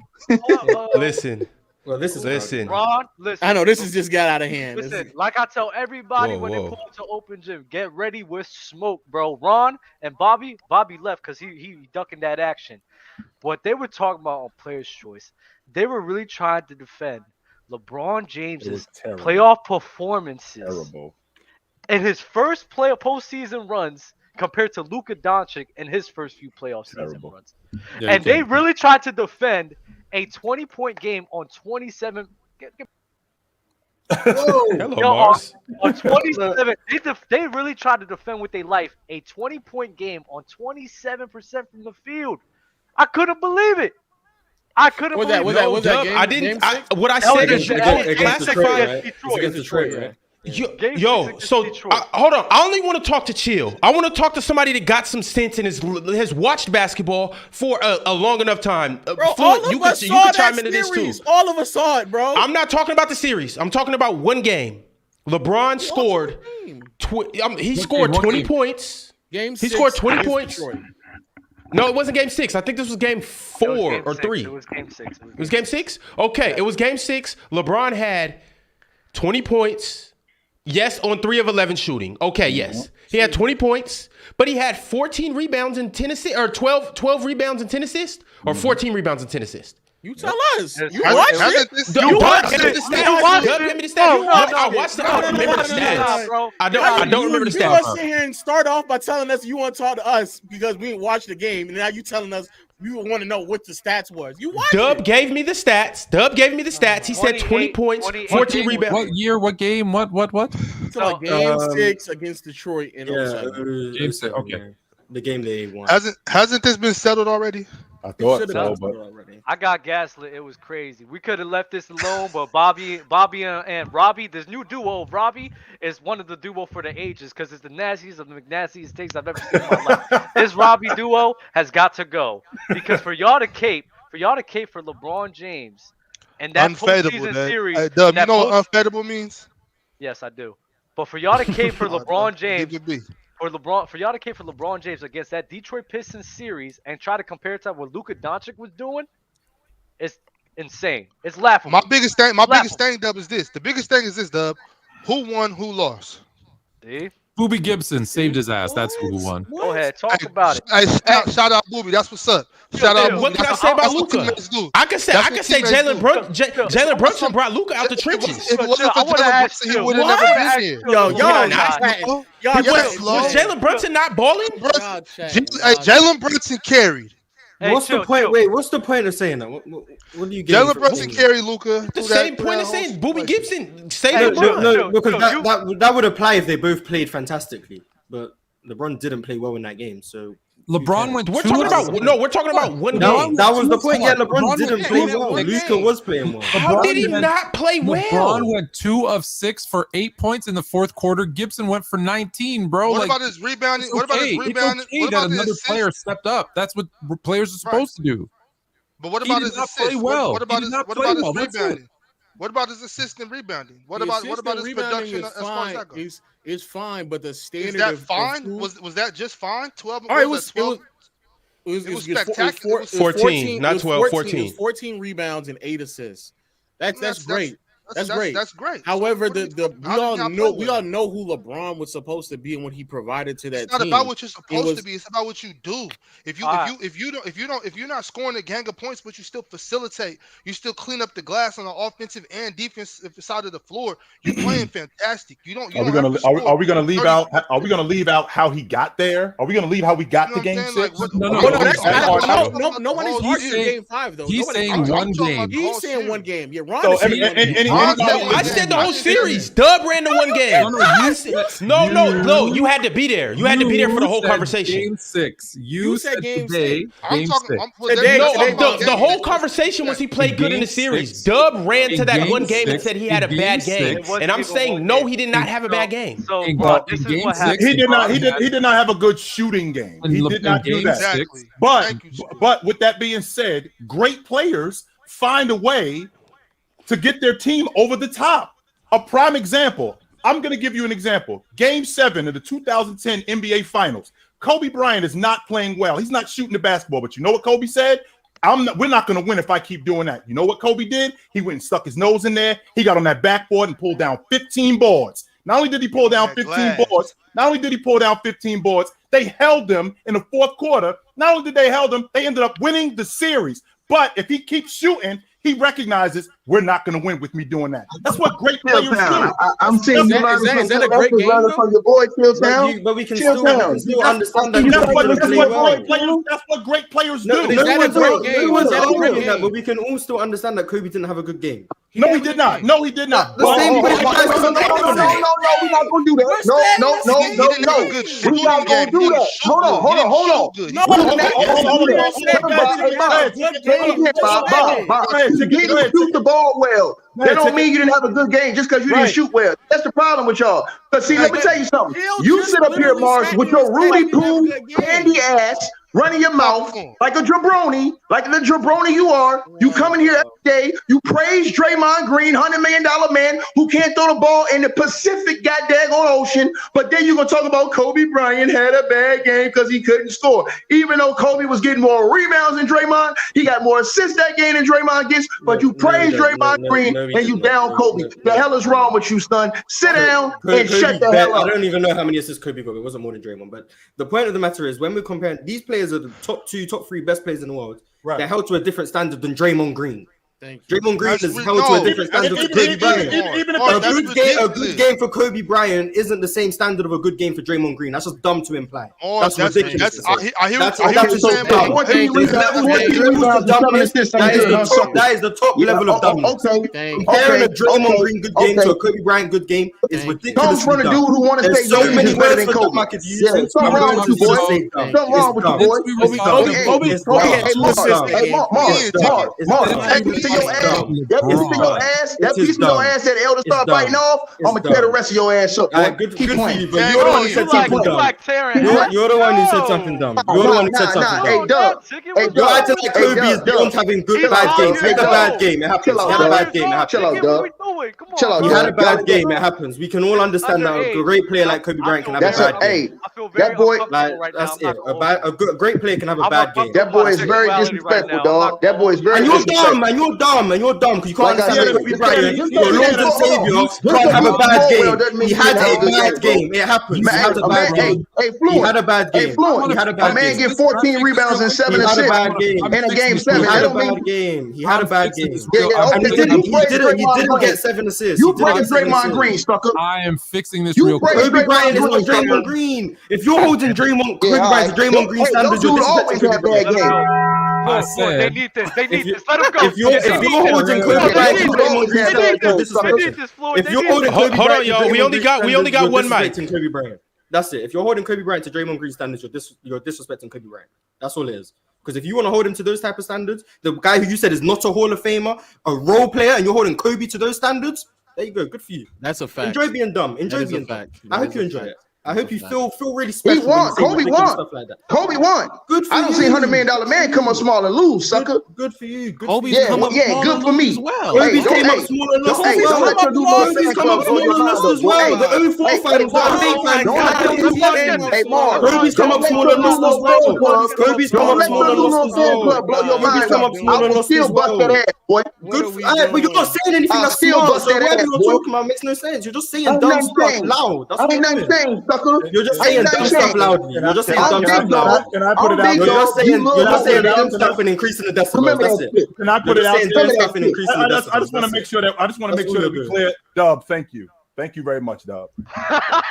He's a bag. No. Chill town. You cannot compare LeBron James game 6 where he shot 27%, scored 8 points in the fourth quarter, and shot 57% from the free throw line, to Kobe's Game 7, where yes, he shot poorly, but still shot 89% from the free throw line and was the top scorer. No one's saying Kobe played worse than LeBron did. The point was a bad game. The point was he can have a bad game. That was it. Was it a bad game? Bad games. That's all we're saying. It's no one is beyond having a bad game. Everyone can have a bad game. Exactly. What's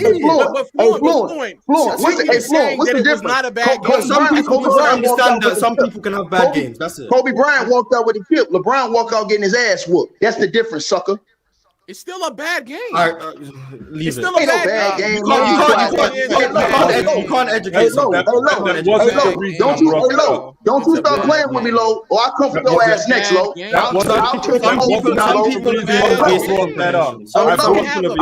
Lo, I promise you, Lo, it will get real nasty around here. You keep playing. That wasn't the reason I brought that up, right? I brought that up because I brought that up. I brought up the Kobe Bryant game to say that great players figure it out. That's what they do. Bryant figured it out. He recognized early, we're not going to win with me playing like this. So he stuck his nose in there and got on the backboard. He did that. And that was the reason why they won. That was a huge reason why they won. Same thing.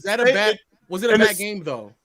It was a bad shooting game. Yes, it was a bad. Do you think it was a great game? How would I don't think it was a great shooting game, but I think it was. How would you identify that game from Kobe? How would I identify? I think Kobe Bryant had a really good game. I think he had a bad shooting game. Okay.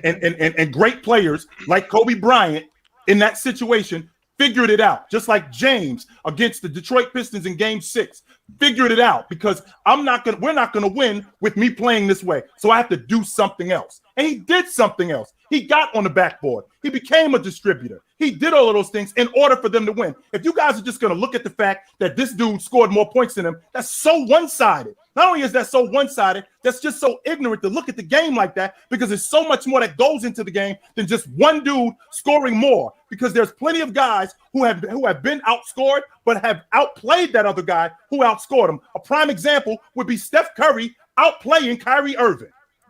When you brought up the comparison between LeBron in that Game 6 and Kobe in that Game 7, and my point is that's not a good comparison, because in the fourth quarter, when it mattered the most, LeBron shot horrible from the field, shot horrible from the free throw line, had like four rebounds and 3 assists. He did not get it done. Gibson got it done. When we're comparing it to Kobe did get it done. He led the team in scoring. He shot 89% from the free throw line, and he was getting the rebounds. So he did more when it mattered more. So that's not a good comparison. Did they both have bad overall shooting games? Yes. But that's when you go to the fourth quarter. When it came down to clutch time, it wasn't LeBron rebounding or assisting. No, it was Gibson had a ridiculous shooting game. That's the only reason they won that game. You watch that game, you know that's true. Be that as it may, it's still not a bad game if you're comparing it. So I said bad shooting game. I said bad shooting game. I got you. So Chill brought up the Kobe Bryant game. I think you guys dissected that a little far just to make another point. But the main point about what he's saying about that game is, yeah, he didn't shoot good, but he still affected the game in other ways. Yeah, Boobie Gibson played good. That's what teammates are supposed to do. Congratulations to Boobie Gibson for doing that. But LeBron didn't necessarily have a bad game. Yeah, he shot a lot of free throws, but that's because he stayed aggressive. He started attacking the rim. He was getting the free throw line to shoot free throws off of obviously fouls from attacking the rim. So what that's isn't that what you teach your players Bob, for? And Bob, to add to your point, like you just mentioned, Tone, about Boobie Gibson shooting the way he was shooting, there's a reason why he was open the way he was open, because the defense was keyed on James. And because the defense was, they were covering him at the free throw line. So hold on for a second, Tone. We all know that's for bad free throw shooting. Come on. Okay, no, we can't blame. And we're not going to blame defense for bad free throw shooting. But what we are going to do is we're going to blame defense for Boobie Gibson having wide open looks. Why? Because the defense was keyed in on James. No question about that. So if the defense was keyed in on Boobie Gibson, you think Boobie Gibson is going for 19 in the fourth quarter? No, he is not. But I'll tell you what he is doing. He's getting wide open looks. And because he's getting wide open looks, he's knocking those shots down. It was the same logic. I'm rewatching the game right now so far, especially in this fourth quarter. LeBron has not made any assists to Gibson. Other people actually played. And Gibson went to the line just as much as LeBron did, except he knocked his down. The Cavaliers were locking up. And the Cavaliers were locking up the Detroit. And I want to be clear. What about those passes? What about those passes to the hockey assist to Booby Gibson? I'm watching it. You don't want somebody else. Come on, Listen. Somebody else is bringing the ball up. Right. They're initiating the offense and passing it to Gibson. LeBron never touches the ball. I don't know why we can't just say these guys 9 minute 43 mark. I know it's fucking unbelievable for it. And it's okay. That's okay, Marz. That's okay. In these possessions, LeBron isn't touching the ball. I could be continuing to prove wrong. We got 9 minutes left. I'll continue to watch it. Low. Come on. Wait, I want to be clear. Come on. It's 9 minutes left in the game. Come on. And on top of that, look, listen. He scored 20 points in the whole game, right? But Fluent, he scored 8 in the fourth quarter. He scored damn near half of his points in the fourth quarter. Like, for that to have been a good fourth quarter or a good game, what? He needed to score 15? As a matter of fact, Gibson had 19. I'm not comparing LeBron to Kobe. I'm comparing LeBron to LeBron. Gibson had 19 in the fourth quarter. You can't be comparing LeBron to LeBron. Because we're clearly not comparing LeBron to LeBron, because otherwise you wouldn't say this is a good game. Stop lying. You're not comparing LeBron. You're comparing LeBron to this average. was LeBron and Luka. It's supposed to be LeBron and Luka. This is about LeBron and Luka. You're not even comparing LeBron to Luka. LeBron had a bad game by these superstar standards. He did. That's what I'm getting at, Marz. You keep saying that, like, oh, he's supposed to do this, he's supposed to do that. So because you think that, oh, he should score 30 points every game, if he scores 20, it's a bad game. Score 30. I haven't even said anything about the points he scored. I'm not even talking to you. I'm talking to Marz. I'm saying these level of players can have a bad game, and we should know what a bad game looks like when we see it. We should not even talk to these. Ain't nobody stupid. We should know what a bad. If we don't know what a bad game looks like when we see it, then what are we talking about? Because if we can't recognize a bad game, Marz, you're saying like, oh, he's compared to superstar standards. This day, Booby was the superstar and he was the Booby Gibson, so he still played good. What's wrong with that, Marz? He's not meant to be Booby Gibson. He's meant to be LeBron James. So you say he played well in Booby Gibson's role. Okay, that's not him. He had a bad game. Why is it so hard for people to say these players can have a bad game? Because it sounds dumb. It sounds dumb for you to He can have a bad game, but I don't think he had a bad game that day. I think actually the best thing for him to do, if his shot wasn't falling, if he wasn't feeling it that day, because every basketball player has a day where it's not their day. So if your other guys on, if you silly ass stats, you would know that. If you have the luxury of having another guy on your team being scorching and on fire, the smart thing for you to do is not to force the issue, not to force up shots, and let him go off. And clearly it looks like, Lowe's watching it, LeBron stepped back and let Booby Gibson score 19 points, because we all know as the number one option and possibly the second best player in the league, LeBron could have said, no, Booby, I don't give a damn how hot you are. This is my team, and I'm going to shoot every shot. Okay, and that would have made his game even worse. You sitting back doesn't mean you had a good game. So my point is this: if that's what y'all argument, then every time we talk about superstars, do not ever say that they're having good games. Y'all need to say that they're having stupendous, miraculous, fantastic games, right? Because if the standard now is just he still had a good game when he's not playing anywhere near close to what he normally performs at, then what he normally performs at, the way we identify it needs to be another adjective, another something. It can't just be, oh, LeBron went out there and put out 25, 7 and 7. Yo, he played good. He played great. No, that is spectacular, amazing, historic. That's how you need to explain it. But if you're just throwing around the terminology good game when somebody's clearly playing drastically different from what they normally play, if that's what you're doing, then the whole terminology you're just throwing around words. Well, wait a minute though. It's a different standard. This conversation started because we were comparing Luka Doncic to LeBron James, and the argument that I was kept going with is LeBron James, especially in his first few postseason runs, he never performed on the same level Luka Doncic did in his postseason against the Clippers. He never, not once. He did not have a series where he did what Luka Doncic did in his first few postseasons, not one time. time. I brought up that Detroit Pistons game, and I went game by game because they kept talking about that series. I went game by game exactly what he did, and then I went game by game what Luka Doncic was doing, and Luka Doncic was clearing him. The separator never between, did he have a series?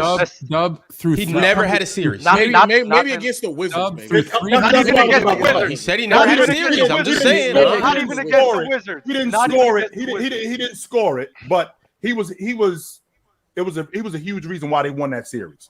100%. I mean, both of them are huge reasons. He's the best player on the team. Yes, but when we're comparing Luka Doncic and LeBron James to each other, we need to be able to separate. If you're comparing, if that was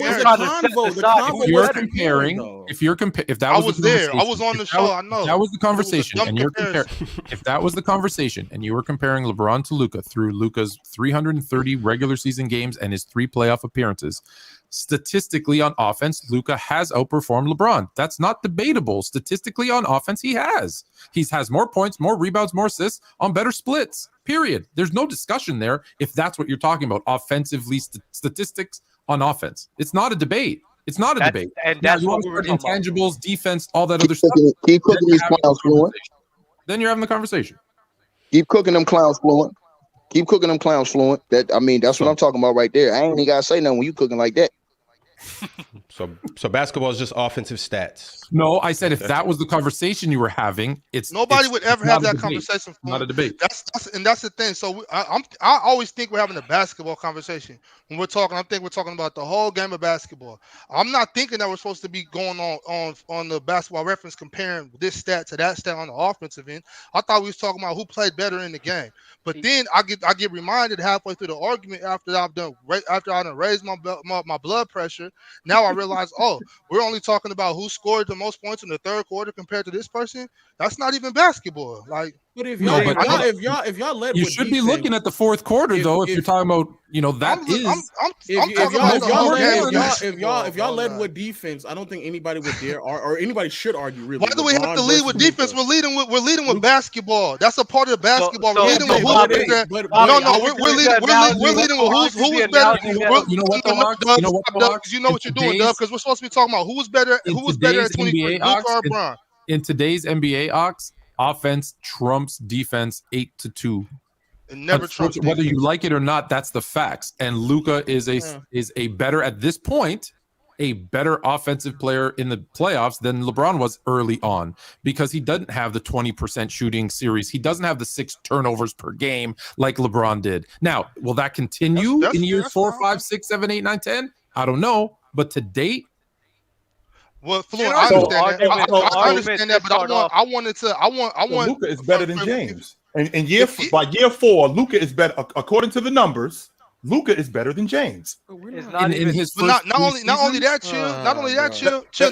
but if that's the conversation we're gonna have, I need y'all to make that clear before we start talking about it. I want you to make it clear that we're not talking about basketball. All right, I want y'all to make it clear that we are debating basketball. Hold up, I need you to make that clear. So you're telling me shooting turnovers isn't basketball? It is basketball, Tone. But if we're just going, nothing else. No, because production matters. I care about production. No question about that. Production matters. But if we're talking about statistically, from what I'm sitting here listening to you dudes, Luka is better than James. That's it. Statistically, he is on offense. He is. That's not a debate. With all of that being said, a great player can have a bad game in the playoffs. 100%. That happens. 100%. That happens. Even though I do other stuff, like James did other stuff in that game 6. And if he doesn't do those other things, they're not winning. Hey, it's funny to my only issue with that game 6, like I said, is the fourth quarter where he shot. It's funny. Go ahead. I'm listening. Go ahead. Chill. It's funny to me how they never talk about Luka's teammates. What about? Oh yeah, when KP wasn't playing that well. No, I'm saying they never talk about Luka's lack of teammates. They always bring up who LeBron didn't have, but they don't talk about who Luka ain't got. And Luka still went to the Western Conference Finals. So whose team was better? To piggyback off of that, hold on. To piggyback off of that, I opened the conversation to Bobby, which is why I don't know why he understands. I said I opened up the conversation. If you do want to say LeBron's a better defender, that is fine. But I said offensively, I think what he brought offensively to the game, I thought that trumps what LeBron was doing defensively at the time. Almost like Chris Paul and Stephen Curry. We will sit here and say that Chris Paul is definitely a league world better defender than Stephen Curry. But because of Stephen Curry's offensive impact, we will sit here and lean off the fact that he is a better player for the majority of seasons they played together. It's the same logic. Luka Doncic, along with his offensive impact in that time frame of LeBron at the age of 23, 22, 21, he was a better player than LeBron James in the postseason and arguably in the regular season as well, because his offense trumped the bit of defense that LeBron had over him. Fuck it, Luka's the GOAT. No, he's not. No, we're not doing that, Bob. No, we're not doing that. We're not doing that. We're not doing that. You know what? Why is it so hard for you, Ox, to say in that small sample size that a player outplayed him? Well, here's the thing. I don't think he outplayed him. You're talking about a guy who, like I said, shot 50% from the free throw line in a game 6 that luckily Gibson was having a good shooting night and they won. You're talking about a guy who went 2 for 6 from the free throw line in the series where he got swept in a 1-point loss. Like he had a lot of. Luckily, Jalen Brunson was playing good. Luckily, Jalen Brunson was playing good too. Then, if y'all gonna keep throwing Booby Gibson in there, then don't forget Jalen Brunson. Did he outscore him in the fourth quarter when Luka shot below 50%? I don't know if he outscored him in the fourth quarter, but he did a lot of outscoring. Cool. And even if that's true, Dub, with that being said, I still look at the Luka situation, him coming into the league, how he is, the same way I did with Jayson Tatum. When I compare Jayson Tatum and Luka, how much more advanced Luka was than Jayson Tatum. So is it fair to say that he was far advanced than LeBron James coming out of high school, and James did have a better upside as he went along? He improved more. Now, don't get me wrong. I think that we're at a point with Luka where I don't know how much more we're going to get. I think that we've seen. I always stand by the logic. By year 5, this is who this guy is. I don't know how much more we're going to get from Luka. I think that you're probably going to get a better, maybe 1 or 2 more seasons. I can get with that logic, but I don't know how much more we're going to get from him. James coming out of high school, his first 4 years, I think Luka was more advanced because he was coming in basically as a pro, so he knew the game a little bit more. But James, moving forward, I think that I'm not sure that Luka can surpass what James did, not just on the offensive side of the basketball, but on the defensive side of the basketball as well. So LeBron, especially in the years following, that could be true, but the conversation was in this time frame. In that time frame, it's hard to just say yes, he's outplayed him in that time frame. I just said I don't believe that. I believe LeBron had a bigger impact on his team in winning. Okay, than Luka does on the Mavericks. You're wrong. Oh, but one team went to the finals and another team didn't. Now I know. Hey, and Fluent. This is, and I'm gonna go with your logic, because and the reason why I'm gonna say LeBron played better than him because his team won. Now you can say, okay, Luka played tougher competition, but then I'm gonna go with your logic. LeBron played who was in front of him, right? No, I'm not. So you can't. That's not my thing. But LeBron did not. Luka did not. You're comparing individuals and then saying it based on team success. The assist and the rebounds. Luka played better than Bron. He scored better. Luka played better than Bron, but the Cavs played better than Detroit that game. So can we do something where Marz, Low, you guys are fantastic at this. Can we do the percentage of what LeBron was scoring relative to how much his team scored? And can we compare that to Luka as well? Because if I'm not mistaken, they weren't really scoring over hundreds and stuff like that. And LeBron's points that LeBron scored, basically, that's what he wants. Yeah. Like I'm assuming LeBron he averaged 25 that series. I don't know if they scored over 100, but that's a fourth of their points. Is Luka's 33? Is that a third of their points? Or they'd have to be averaging 132 to have it less than 40. Okay, so it was pretty relative to all of that. So I'm saying, like, my thing, like with Fluent is Fluent saying why can't I admit that he outplayed him? Because I don't think he outplayed him. I think he outscored him. I think he outscored him, and that's it. That don't mean he outplayed him.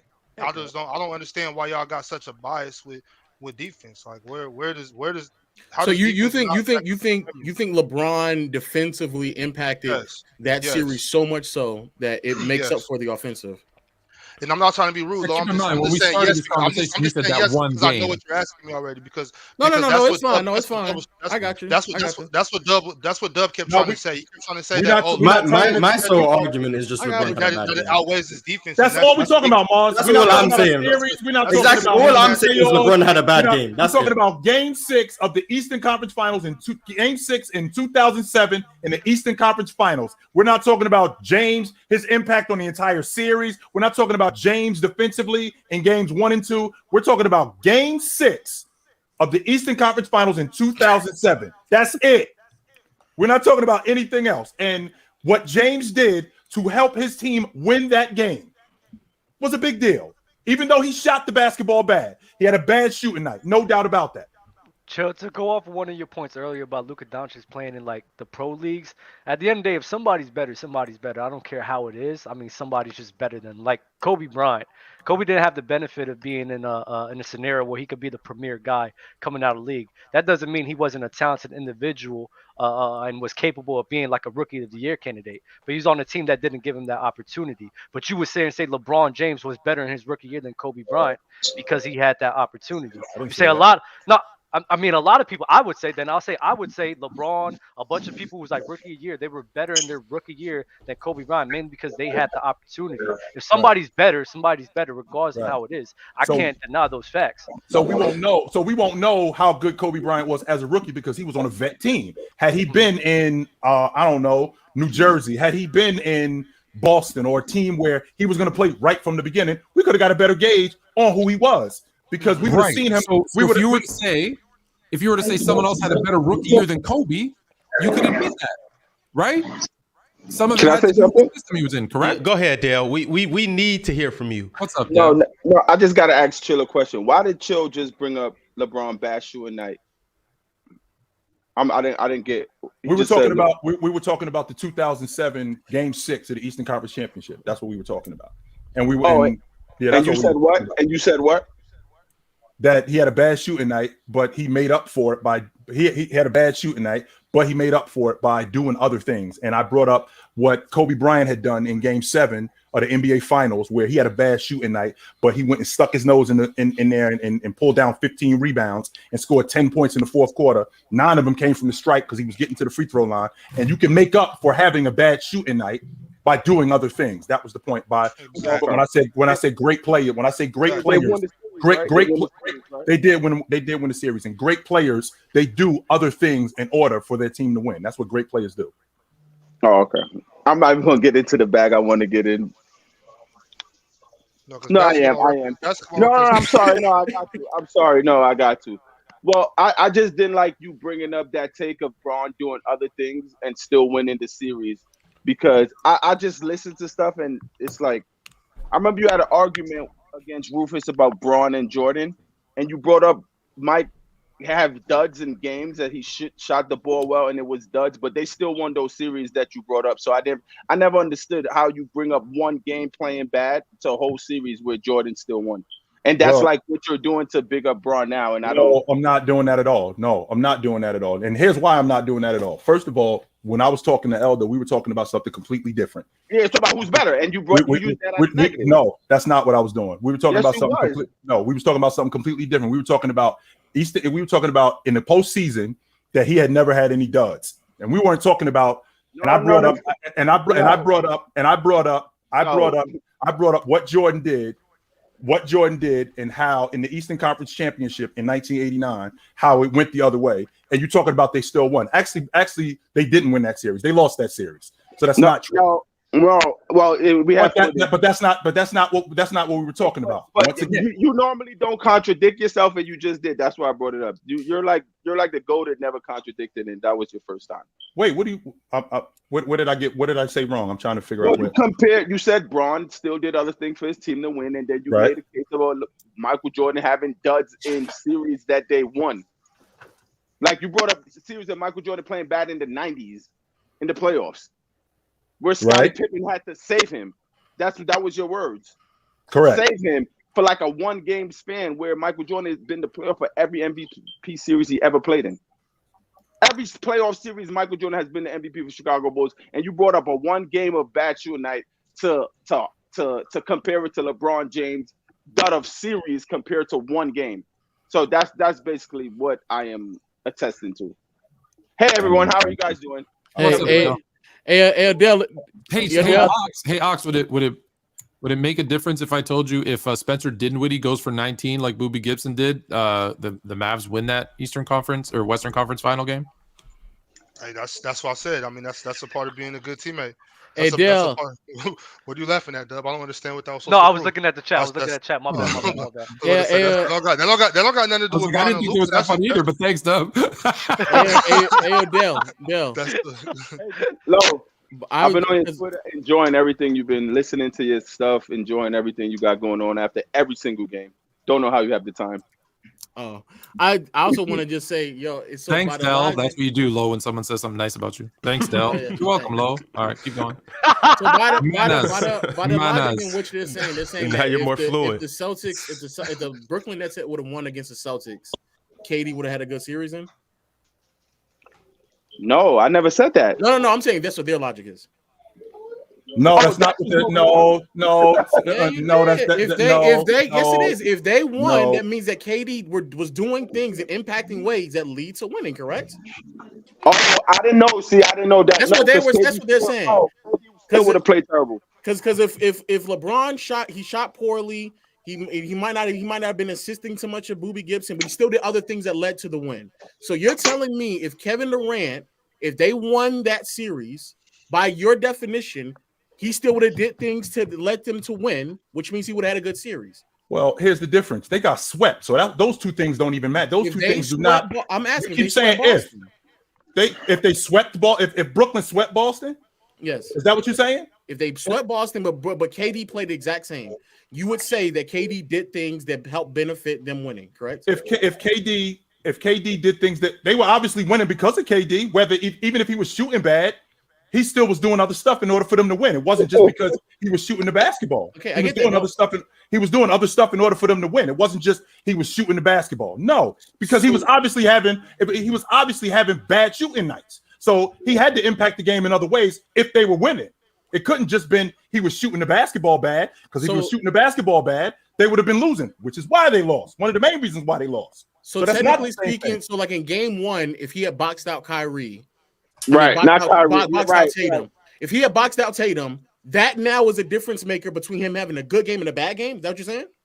I'm not saying that. And in game two, they're going in the fourth quarter up 11. If you make 3 more shots, that's the difference between having a good game and a bad game. One play determining that. Yes. One play. So no, that's not basketball, man. No, one play. That was the difference between a win and a loss. That's why he said that was the difference between a win and a loss in many of those games.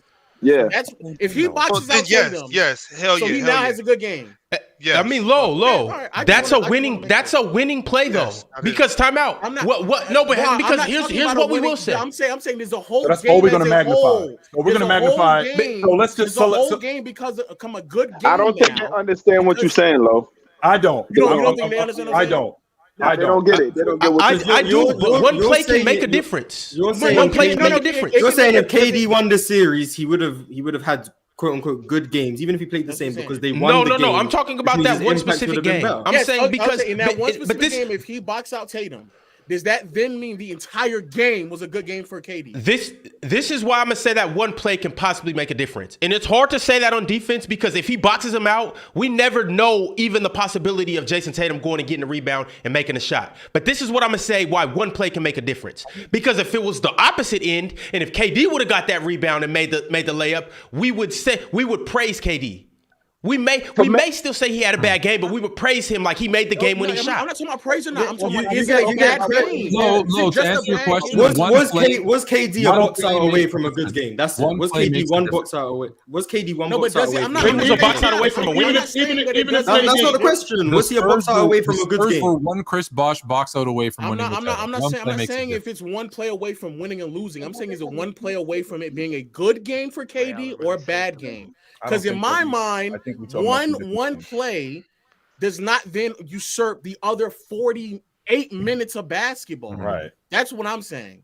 So even though the one play could make the determining factor if they win or lose, that one play does not then negate all the negative that he just did in the beginning. So sure, they might have won, but it still would be identified as a bad game. It just changed the media narrative. That's all, and that was controls it. It changed the media narrative, and that's what controls it. But no, if KD boxed it out, he still would have played terrible that game, and we all like literally. And to me, that makes sense because we can understand that you can win and have a bad game because winning doesn't mean a good game. But Dale, the whole argument was, LeBron didn't have a bad game because he just figured out other ways to contribute, which is fine. But if there's other things that other players figured out can contribute, and it leads to a win, regardless of everything else they did in that game, it now means that they had a good game.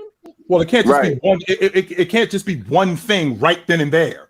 It has to be a multitude of things and that's the point. It can't just be KD blocked out Jayson Tatum and they won, so he had a good game. No, he had to also do other things in addition to do it. In that bad game, if he would have boxed him out and they won, they'll say, "Hey, but he had 7 assists. Hey, but he had 8 rebounds." That's what he's saying. That's what I'm saying. Yeah, that's what I'm saying. Yeah, I understand. It was a bad game all the way up into the box out, and in the box out, now I get to go back and praise about the things that which I was just saying it was a bad game about. That's what I'm saying.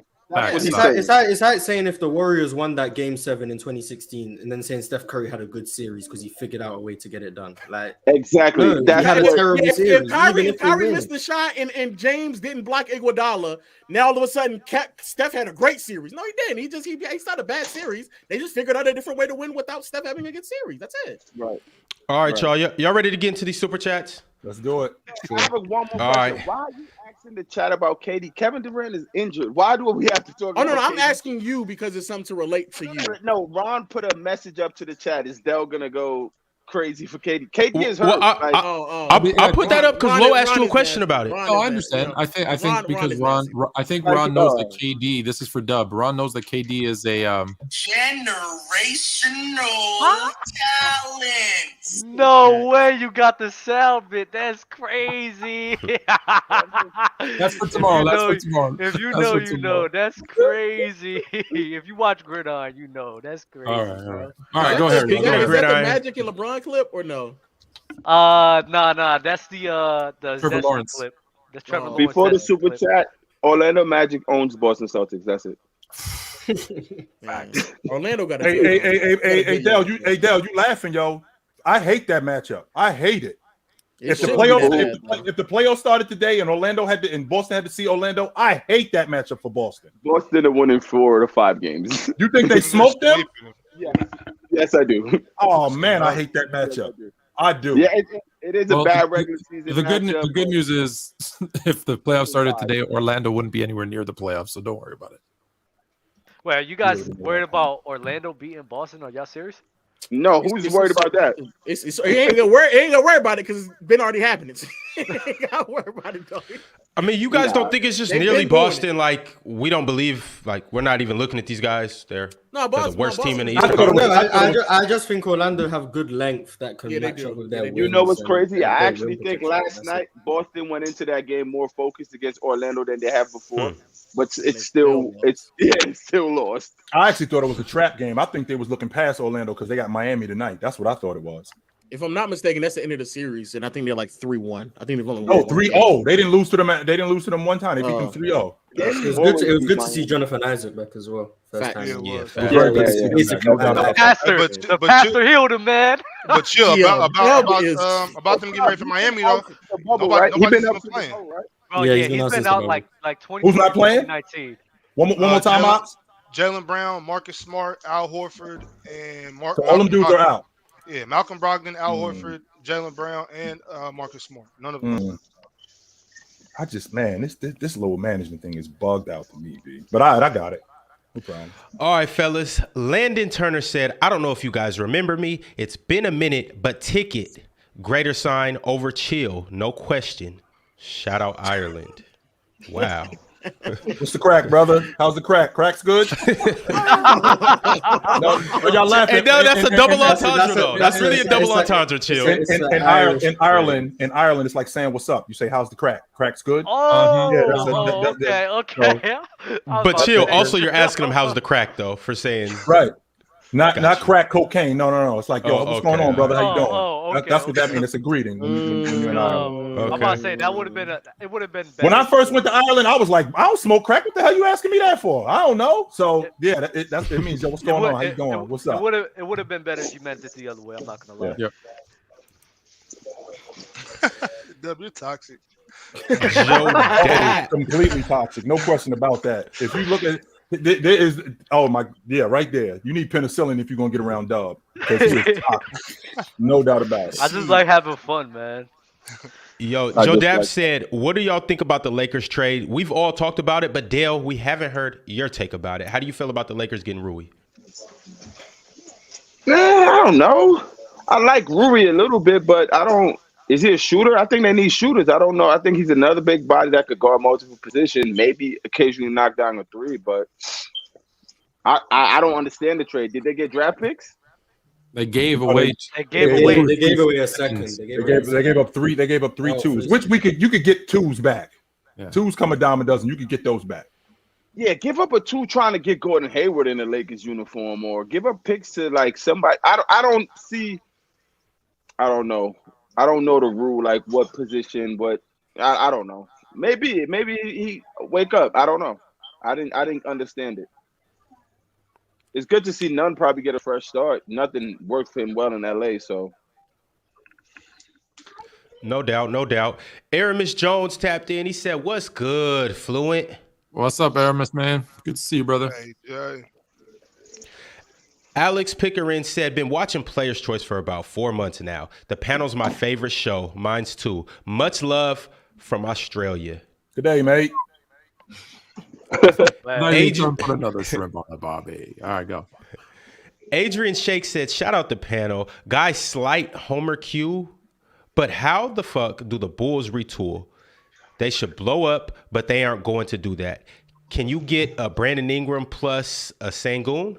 Okay, first and foremost, well, first of all, what do you think the plan was this season with the Bulls? They weren't built to win the NBA championship, so let's start right there. Number two, with Lonzo Ball missing the entire season, he was their anchor, right? So if him not playing, that was huge. Those guys aren't that bad, but you guys aren't built to win the NBA championship. So let's chill out on the whole blowing it up thing. No, they need to blow it up. Blow it up. They need to DeMar DeRozan is you got DeMar DeRozan on your team. Just blow it up. Blow it up. How old is he again? Like 32? I don't get that, Marz. What does that mean? 33. You have DeMar DeRozan on your team. It means you're not a fan of DeMar? I mean, he's not my team. I don't Low ain't neither.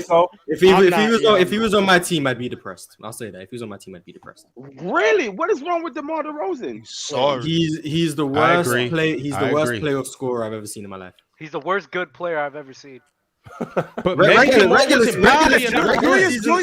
was regular season DeMar DeRozan, he's cool, but then you just know in the playoffs it's never going to translate. That Julius Randle, that was a steep fall off. He can't be the number one on your team. Is he the ugliest of the best looking chicks? Is that who he is? Yes, is that who he is?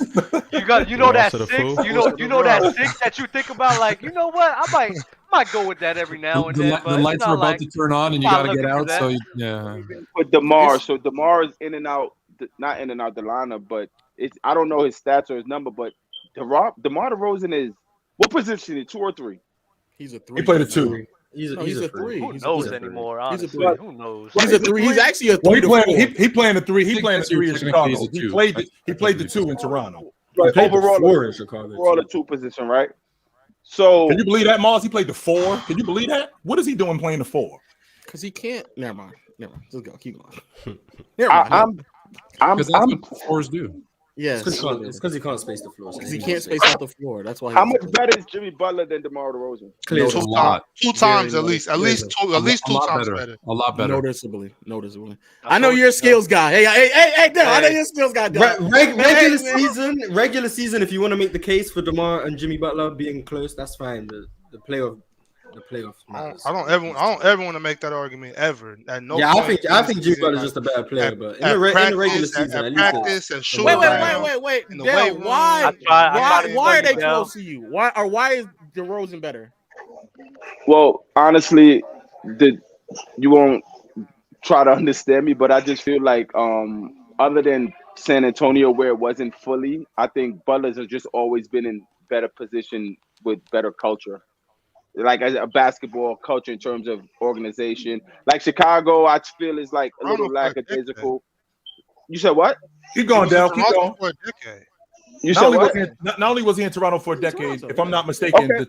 Not only was he in but keep going, Dale. I'm sorry if I interrupted you. Let's go with the Toronto. Right. Toronto team. They were scrubs. The Raptors weren't scrubs.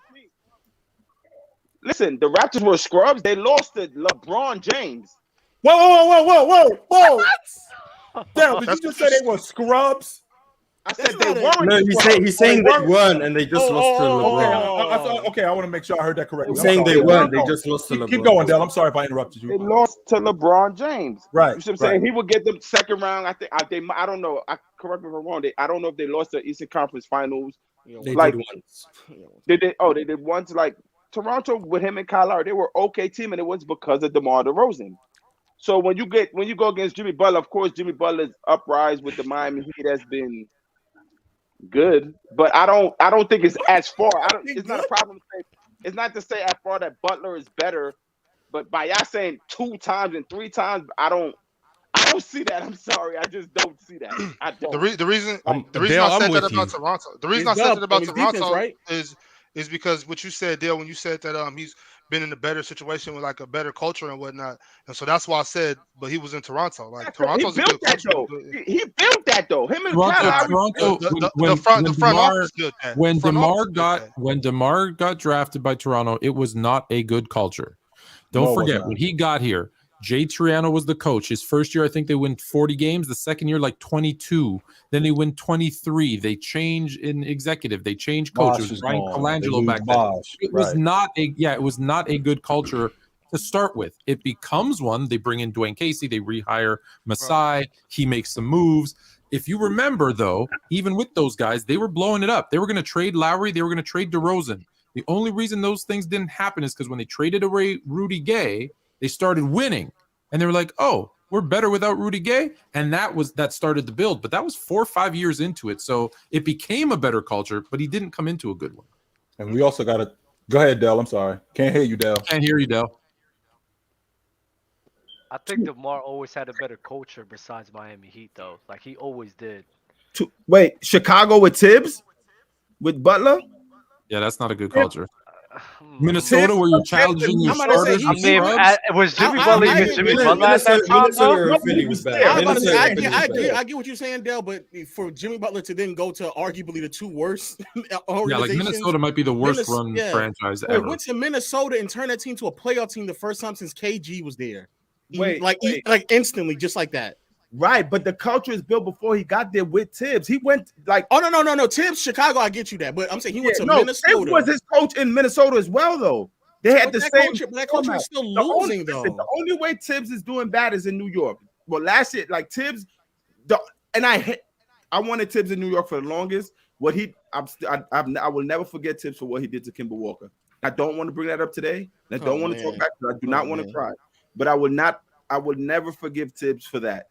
I won't. I'm sorry, because Kemba Walker is not finished. And today, do that. We got it done. Today, even today, I would take Kemba Walker over Fred VanVleet. Even today. Yes, even today.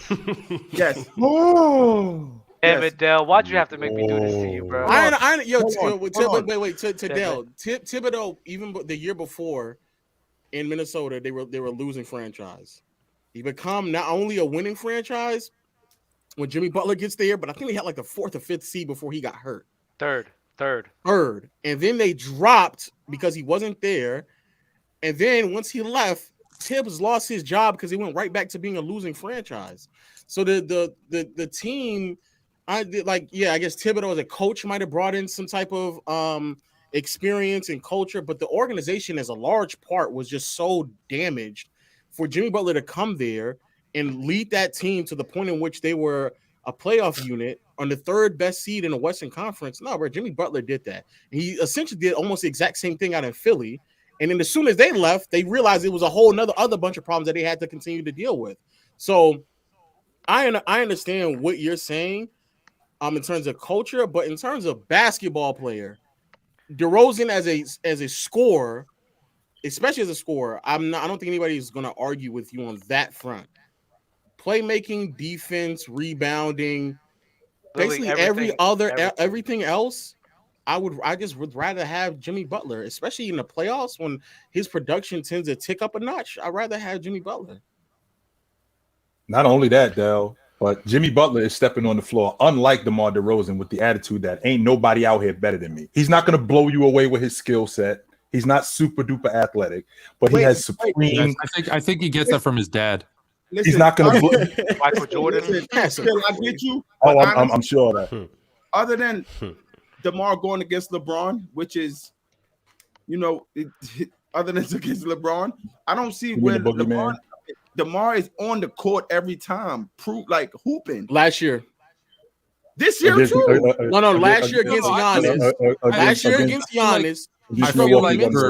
I feel like but this is what I'm saying. I don't think we're disrespecting him DeMar, struggling is a sign of him being afraid. Jimmy ain't folding the. Oh no, I'm not saying afraid. No, I'm just saying he doesn't play well. I'm not saying. I personally, I'm not saying afraid. I just think that in playoff settings, especially the way that teams will defend somebody who has that many noticeable holes like DeMar, he's going to struggle immensely, and he doesn't provide anything else to make up for that, right? So defensively, he's not making up for whatever he lacks in terms of his scoring ability. Playmaking wise, up until really the last 2 or 3 years, I would argue he wasn't even an adequate playmaker for somebody who's at his volume scoring either.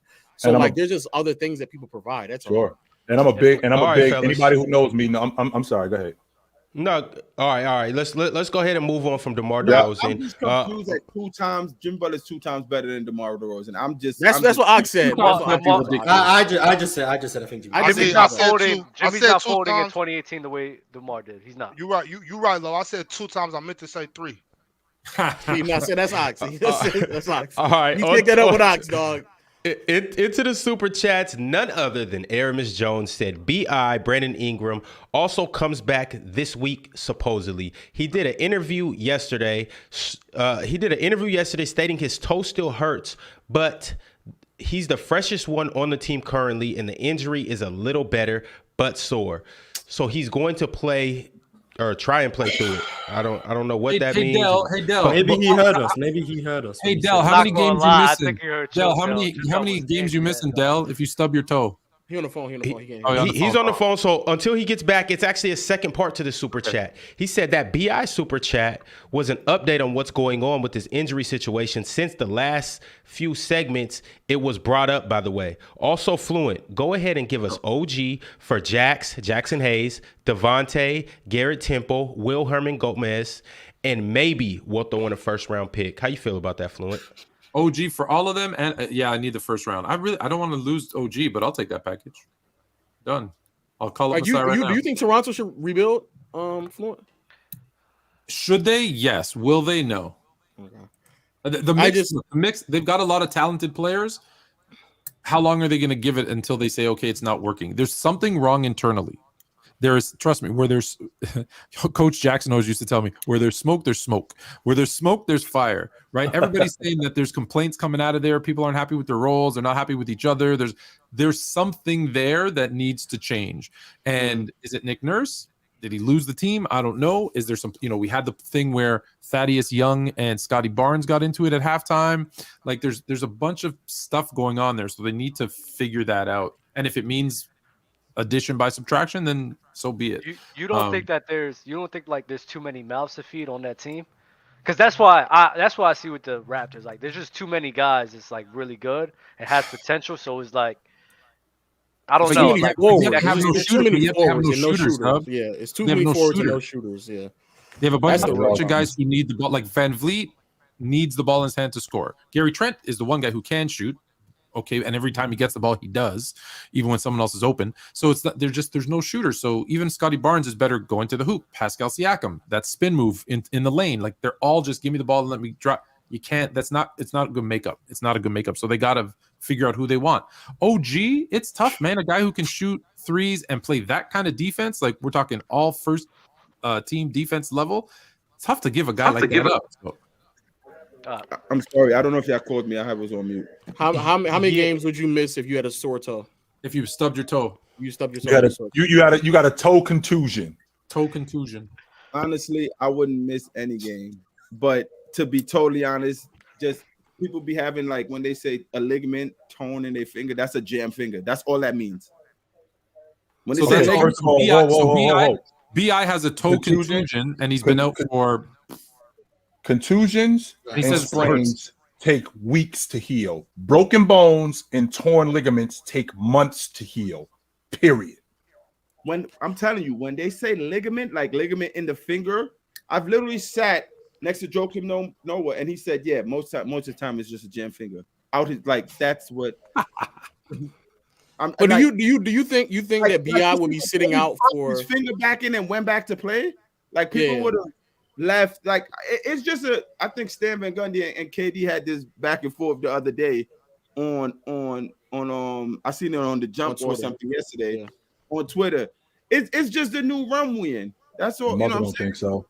You said what? You think BI would just sit out for 2 months because I don't think he's faking it though. BI. Okay. I think that's another. It's some hoopers that I think that's like they milk it. They will milk it. Some hoopers, they will milk it. I think BI really want to hoop and it's probably flaring up or whatever the case may be. But I don't think it sounds bad when it's like if he's saying stub your toe and all that stuff. But we just never know the pain. Also, I like to be fair. To be fair, like you appreciate this, Adele. Yo, when it comes to KD, like I don't think he's faking it. Like I think when you smile and do that stuff, it's like, I can't even take you serious. Yo, no, but when KD miss games, I'll be thinking like, no, he hurt for real. He hurt. Right. There's certain guys. There aren't many guys. You know they want to play and they can't. Yeah. And there's other guys that you're like, I think they completely just don't want to. Like that. And that's KD. KD is one of them dudes. Yeah, I think Russ is like that as well. KD's one of them. I think Giannis is one of them as well. Like I think Giannis is like that. There's not many dudes that's like that. Yo, Dale. Not. Dale, I have a super chat strictly for you from Finn275. He said, "Is Clax a top 8 center? Also, he's defensive player of the year." No, he's not top 8 center. Top 8. Top 8. Who actually, Dale, how do you feel about Jokic? Do you think Jokic's the best center? You think he's the best center in the league? It's still somebody that played for Philly that I think is so nice. I'm sorry. Like you could say Jokic, I be like, and I'm at this stage now. I could be like, all right, yeah, you got it. But I'm not definitively saying he's better than Embiid. I think Embiid is special, boy. Like I think Embiid is special. Hey, like, Ron, leave that up from Webslinger. There is a Hall of Great. It's called the Basketball Hall of Fame. Webslinger said, if there was a Hall of Great for great players, there were never quite all NBA level. Who would be there? He said, for great players that were never quite all NBA level, who would be there? How many current players would be in the Hall of Great level? Is he talking about like Monty CJ McCollums of the world? Monty Ellis, CJ McCollum, Ron Harper, Beal. Is Mark Price in the Hall of Fame? Early Ron Harper. No, he's not. Clippers Ron Harper. Cleveland Ron Harper. Yeah, he's in there. Okay. Lamar Odom. Yeah. Nobody said nothing after that. It's crazy. Wait, I got love for Lamar. Yeah, I got love for Marbury. Y'all didn't like Stephon Marbury? I like Marbury too. No doubt about it. Marbury too, sure. Bonzi Wells. No, stop. Stop. Bonzi was cold, man. Bonzi was cold. This is Doug Christie. What about Doug Christie? I got Caron Butler and Bonzi Wells. I'm gonna just name a bunch of ex-Kings. Caron Butler is kind of okay, but Bonzi, no. I would take Antoine Walker before I take Caron Butler. Antoine Walker, that's easy though. Y'all got nothing to do with Bonzi. Okay. All right. Y'all got nothing to do with Bonzi. Antoine Walker in there without the conversation. Jason Terry's another one. He'll stop, Dub. No, stop. Low, stop. No, he's not. Jason Terry's not in the Hall of Great. JT gotta be in there. Just for that one series alone. Y'all getting How is he not in the Hall of Great? Yo, stop playing with me, bro. I didn't come up here for that. I did not. Yo, how you gonna say Jason Terry and laugh at Lamar Odom? I didn't laugh at Lamar Odom. I laughed because nobody said nothing after it. Everybody was like, yeah. And then you said Lamar, and it was dead silent. I was like Jamal Crawford, Joe Johnson. I like Jayson Terry can't be in there. Lou Williams. Joe Johnson never made an all NBA team. He made like one or two. And Joe Johnson would be in there as well. Joe Johnson would be in there. What about Elton Brand? I'm saying Joe Johnson. I could go with Elton. I could get with Elton. Zach Randolph would be in there. Zach, I like Zach. Look, Elton Brand might be a little too good to get in there. That's why I didn't know. What Jayson Terry? Saying Jayson Terry, bro, is like me saying, let me see in today's NBA. You know, and you about to say something crazy. You're about to say no, I'm not. Because Jayson Terry career is finished. We can see what it became. I'm gonna say early young youth. It's like me saying. You said an early young me? No, youth. Like I'm gonna say like a 4-year NBA that's building up for like the 6-man role. Because Jayson Terry, you only saying Dallas, right? I'm talking his whole career. His whole career. What was he before Dallas? Atlanta. That was a crazy dong. Atlanta one. Yeah, nah. I'm sorry, nah. And Webslinger chimed in. He said there were players like Joe Johnson and Brandon Roy. Brandon Roy ain't do it long enough. Yeah, no. So Brandon Roy's not great. I ain't saying he wasn't that dude. I'm not saying that he wasn't that dude, Ron. I'm just saying that he ain't do it long enough. That's all. Yo, chill. I already got Dale up here slandering JT, a Seattle legend. I can't let Brandon Roy. I will not let Brandon Roy be slandered on this. No, he's not being slandered. I'm not saying that. Whoa, I'm not saying that. Hey, Ron, not only that, Ron, but he also said no Doug Christie. I told you Doug Christie. Doug Christie. Yeah, you said Doug Christie, and then somebody on here was like, no, not Doug. Doug Christie. Chill. Are you saying no to Doug? Are you saying no to Doug? Bloody Deep Vods, all of them guys. Blotty's too good to be on there. Oh, okay. Blotty's too good. He's too good. Leave my dad alone. Yeah, Page is fire. Let's keep it pushing. Indoor Voices sent a super chat. He said, y'all don't watch the Lakers play, LOL. They are trending upwards, and Rui balances the roster. One more shooter, and it's up. The West is open. Y'all must have said something negative about them. Sure. I said they're 10-9 without AD. Sure, they're trending up. We want them to be good. I do. 8-4. They won 8 of their last 12 games. Yeah. They rolling. They might have back-to-back.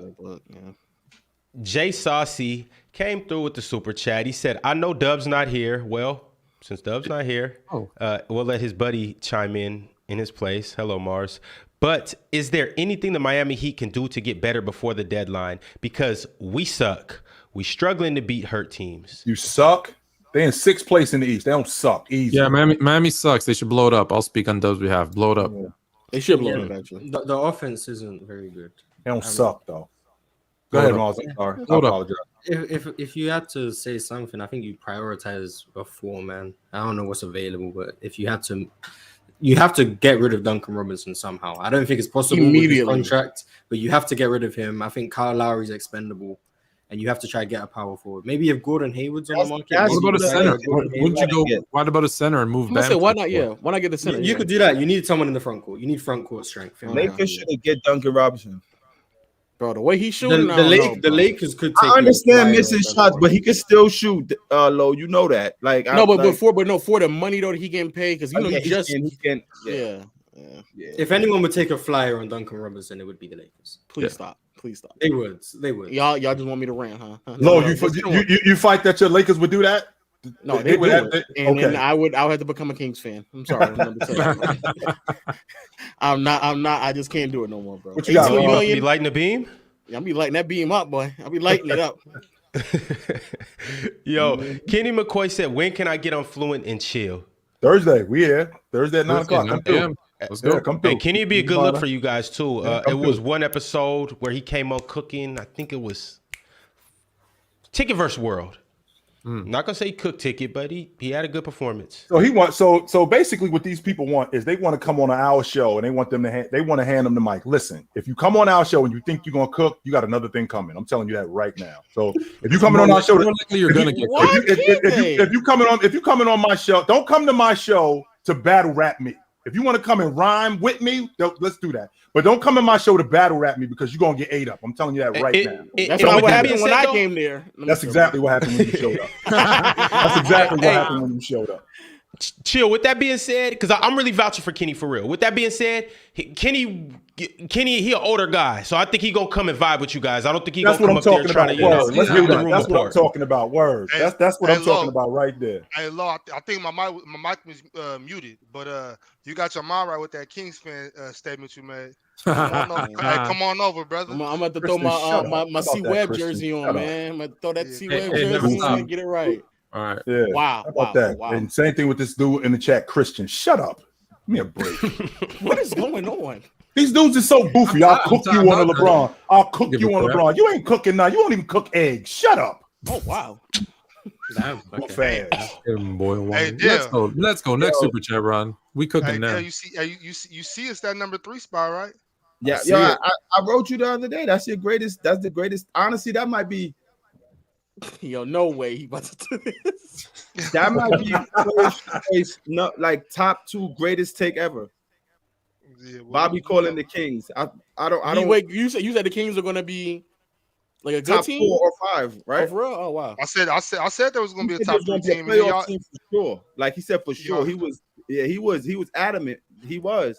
And I laughed. Some other people laughed. Oh, what? Some other people laughed. Yo, he got crucified. We put him on a cross for that. Yeah. Nails in both wrists. Yeah, and I bet you everybody in the chat killed you for it. Now they're quiet, right?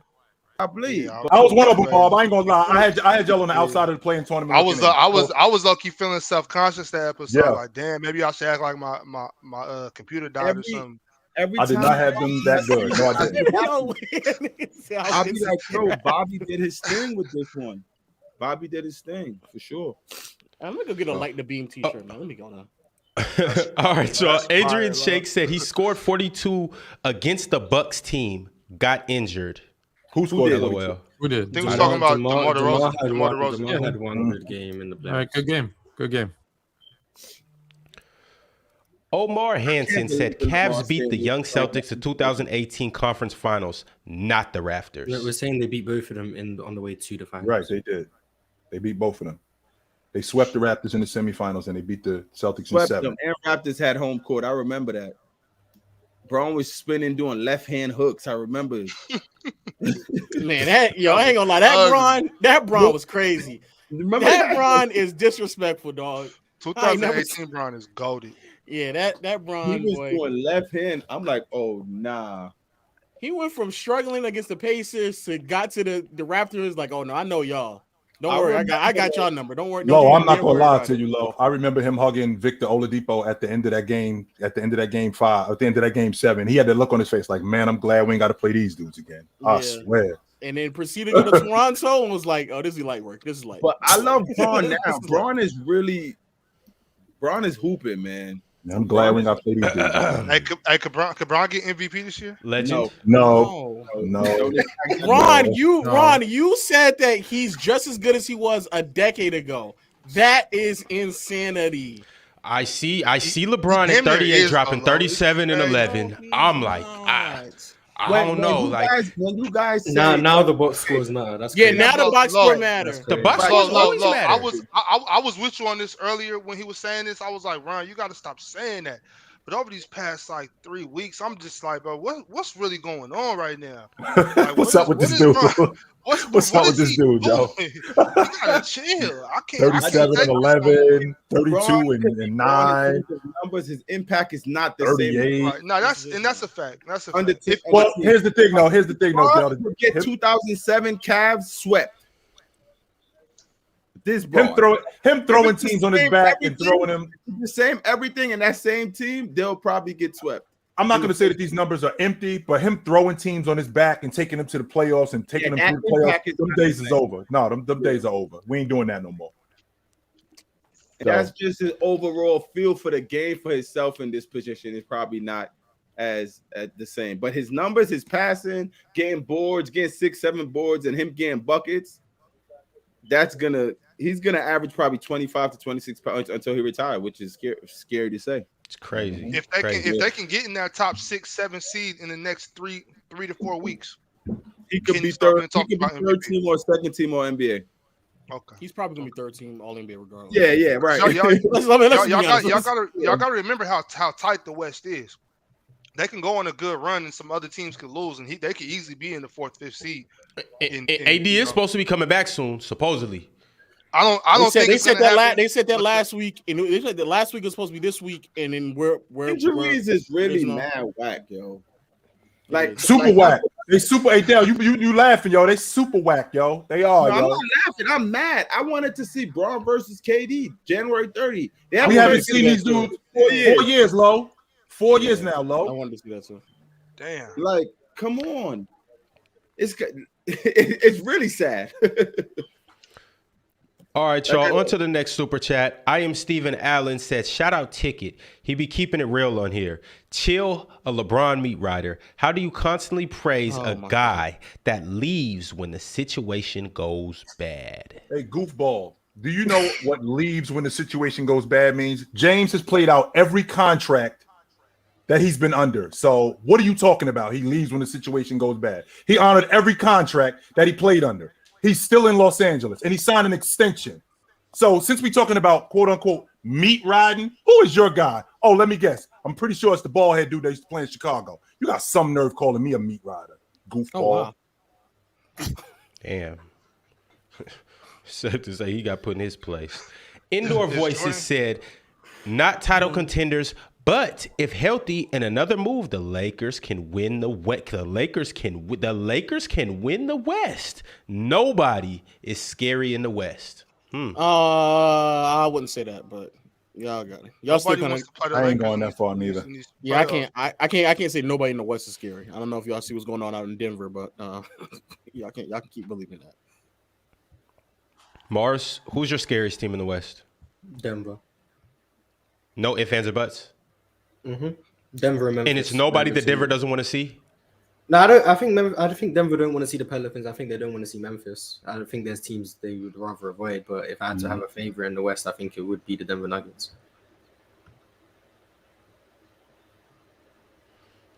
Incoming super chat. Ron be riding Ticket hard. No cap. The fact that you read that is great. I gotta read their super chats, right? No, I mean, that's a fact though. Cause Ticket be up here blasting you, and y'all get mad at this. See, that's what happens. This is what happens in the National Basketball Association, and y'all are a reflection of this. When somebody start busting your ass and go for 40 in your house, then you get mad at the refs. Oh man, that's a foul on him. That's not a foul. That's this. That was out of bounds. No, Ticket be up here frying y'all. Does he? I don't know why that was a pluralized statement. I don't think he's fried. Everybody excluding Marz. Excluding Marz. I don't remember the last time Ticket cooked anyone, but that's neither here nor there. Van Giovanni, DJ Khaled said, do you guys think there will be another 3 elite scorer like James Harden, Kevin Durant, Kyrie Irving on the same team in the future? There will be another 3 elite scorers. Do we even count that? James Harden, Kevin Durant, Kyrie Irving? That shit was weak. I mean, they're still elite scorers. He said, will there be a team? The way the NBA is moving, every team might end up having 2 elite scorers on it anyway. And he said 3 though. Yeah, what you need to do is one team will probably have 3 at some point. The way the NBA, every team right now seems to have 2 elite scorers. So I wouldn't be surprised if sometime in the future I can't believe that was a thing. That was a thing in the NBA and it didn't work. That's crazy.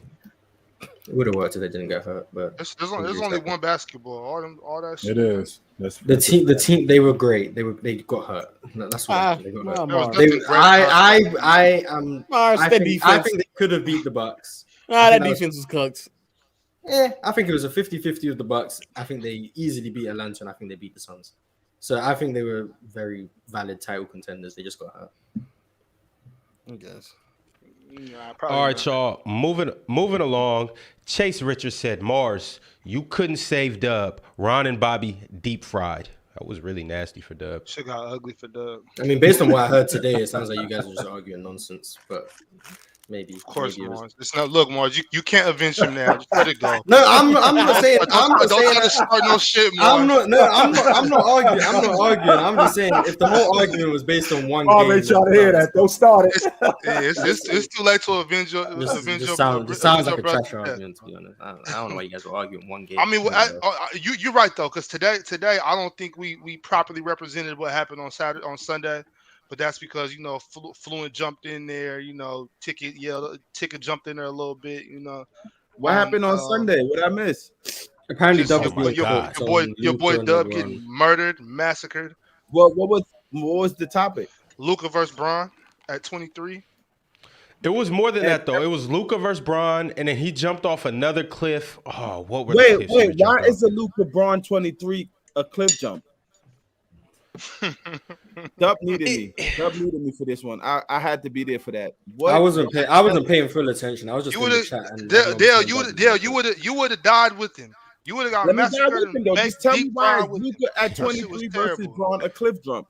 I just want to know. Like, you don't have to go. Wait, Dale. Who do you think was better at 23? 23-year-old LeBron is 2000. 23-year-old Luka's 23 now. 23-year-old LeBron is 2008. Oh, so 2007, 2008, or 2008, 2009? 2007, 2008. The one that with the 7 games with the Celtics went for 45 in Game 7. That James. Trying to abuse absolutely, I am. No, you could, yeah, but honestly, so I ain't gonna front Marz. I'm gonna keep it all the way 100 with you. No, that's amazing. It is. It truly is. But I don't. No. This is what I hate. What y'all do. I hate how easy just say LeBron James. It's not that easy. I mean, that's the one. Ain't nobody saying that. No, nobody's saying that. No, they are. They are. They're saying it's just easy. I think it's close. That's my only issue. It's really close. Like if somebody it ain't a wash. No, it's not a wash. Listen, who are you picking? It's really that simple, Dale. Who's like? Say Luka might be better than Bron. I would be I bet. Who better? 23-year-old KD or 23-year-old Luka? I would take Luka at 23. Look. Wasn't KD was in the finals? You know he unbiased. So you know I just want to make sure KD at 23 they went to the finals. Right? It don't matter. KD would honestly. What Luka? Wait, what year is 23 for KD though? Because the year they went to the finals. The year they went to the finals. Ridiculous though. Yeah, that's the year they went to the finals against. The year they went to the finals. Led the league in scoring that year. And that's tough, bro. But that's what I'm saying. All NBA for the second straight year. Hold up, Dale. You gotta remember something. Like, I don't think y'all giving up him enough credit. You gotta remember something, though, Dale. Think about this though, because I'm at Macy's the other day. I got to buy my son a new jacket. You know, these youngsters, they always leaving their jacket somewhere. And this conversation was fresh on my mind because it was, matter of fact, yesterday on Monday. So this conversation was fresh on my mind. I'm walking past mannequins and I'm just like, you know what? Luka can't guard him. There's mannequins at Macy's that Luka can't guard. This is the problem. Who was LeBron guarding 07? It was the thing about LeBron's defense is it may not have been on ball, but LeBron in that passing lane, and don't play with LeBron around the hoop because LeBron is sending it into the crowd. And don't let it be a chase down. So now you're okay, LeBron's more athletic, so you're gonna say, oh yeah, he's athletic. Yeah, but he is though. But let me ask you a question. With LeBron James on the team, and Luke is on a team that plays great defense, correct? Or the Dallas doesn't play, or they're not top 5, top 10? They just lost year. This year's been This year's been yeah. This year's been and so we're gonna blame Luka. You know what I'm saying? So Luka at 23 right now. Last year, you bring up Game 7, 45 against the Celtics. Luka went to the conference finals and was battling the Warriors that won the chip. So I just think it's more battling. I mean, yeah, he was battling. 07, 08. He lost the battle, but yeah, he was battling. Bron lost the battle too in 08, didn't he? Or am I tripping? Yeah, most definitely. They also won the NBA championship. Boston won the NBA championship that year too, by the way. Just like the Warriors. Yeah. Mm-hmm. So, correct. I'll be honest with you. I picked Luka, and I would still say what Bron did against the Cavs was more impressive than what Luka did against the Warriors. And I'm picking LeBron. I'm picking Luka. Oh, because you think what Bron did in 07. Yeah, no. I'm specifically talking about 08. I think what LeBron did in 07, I truly believe Luka probably could do that as well. In 08, though, if you said Luka to push that team to 7 games in 08, I don't think Luka might not have been able to do that. Oh, I don't really even against Boston when they first got together with Garnett and Rondo and Ray Allen, Paul Pierce. So Game 7 was in Boston. It doesn't even matter. 08, that's which doesn't matter. Yeah, that's something. No, because I remember 09, Braun had home court advantage and they still lost that. So I was wondering. That's why. Against Orlando. Or am I tripping? Yeah, against Orlando. Yeah, that's correct. Orlando, that's correct. That's correct. But hey Ron, I gotta shake the spot, Ron. It's all good. We're gonna catch you at the same time next week. You know where we're gonna be at. I will absolutely be here again next week, Ron. I gotta shake the spot though, fellas. It was dope to see y'all again. Yep, I'm listening. Chill. Before you slide, just one quick thing. So I'm crazy to be the only one up here to take 23-year-old Kevin Durant over Luka. Are you crazy to be the only one? I don't think it's crazy. No, I didn't know that was his first year. I don't think it's crazy. No, it's not. That was the third. Like you said, Marz, that was the second. He led the league. Not only did he lead the league in scoring that year, that was the 3rd year in a row. He was first team All NBA. He was becoming. Becoming a great player. He was an elite scorer at that point. Not only was he an elite scorer, he was on an elite team where they were running everything through him. Now Luka didn't have the luxury of playing with Russell Westbrook, and Serge Ibaka. Yeah, he had and Serge Ibaka and James Harden. He didn't have the luxury of playing with these dudes, but KD maximized that. So no, I don't think you're crazy to be picking KD over Luka. Who'd you pick at that time? KD. Look at you. It's hard to deny, Lo, when you see, and obviously we've seen KD play out, and KD has made some decisions that I don't agree with. Yeah, so hindsight, looking back, I don't know if I would do it. But looking at that, it ain't a wash though, Marz. It's not. It's like you got to do that 7 foot, and that's what's conflicting to me because I don't like when y'all say Braun over. Like I don't like how adamant y'all say it. That's just my problem. If y'all to be like, it's not a wash. No, it's not. It's not a wash. I'm looking at KD and I'm looking at Luka at 23, and KD is a scoring machine. Literally, not only is he a scoring machine, he impacts the game heavily. And KD running around with Ibaka. KD was a good rebounder, and he was a solid defender. He wasn't a great defender, but he was a solid defender. At that stage, you're dragging defense. He wasn't great, Marz, but he was respectable. No, he was. What'd you say? 17 was this year is his best year playing defense. Nope, 17 was his best. No, Hey, Dale, I'm actually on the brink of making a KD video. If he didn't get hurt, I was going to make a 17 was KD's best year playing defense. That was his best. Man, I should have waited to take back my KD take this year. He got hurt. I ain't gonna lie, KD. Hey, Dale, KD is the second best player in the league right now. Dale, KD is the second best player in the league. Lo, don't start it, Lo. Do not. I'm not going to let you go. You go Jokic, then KD. Yeah, I got Jokic and KD. Yeah. Jokic 1, KD 2? Yeah. When he was healthy, of course. Yeah. Chill. Just when you had to go, Lo started saying crazy stuff. Who's second? Matter of fact, I think Lo trying to say this just to get you to stick around. That's exactly what he's really trying to do. Who's second? Giannis? Are we just gonna leave Giannis out of the mix? No, he's third. I mean, he's there. So KD is playing better than Giannis. I'm saying this year. So he's playing better than Giannis this season. I mean, yeah, that's the. I'm talking about this year. Yeah. No way. No. I thought he was. So, I thought he was.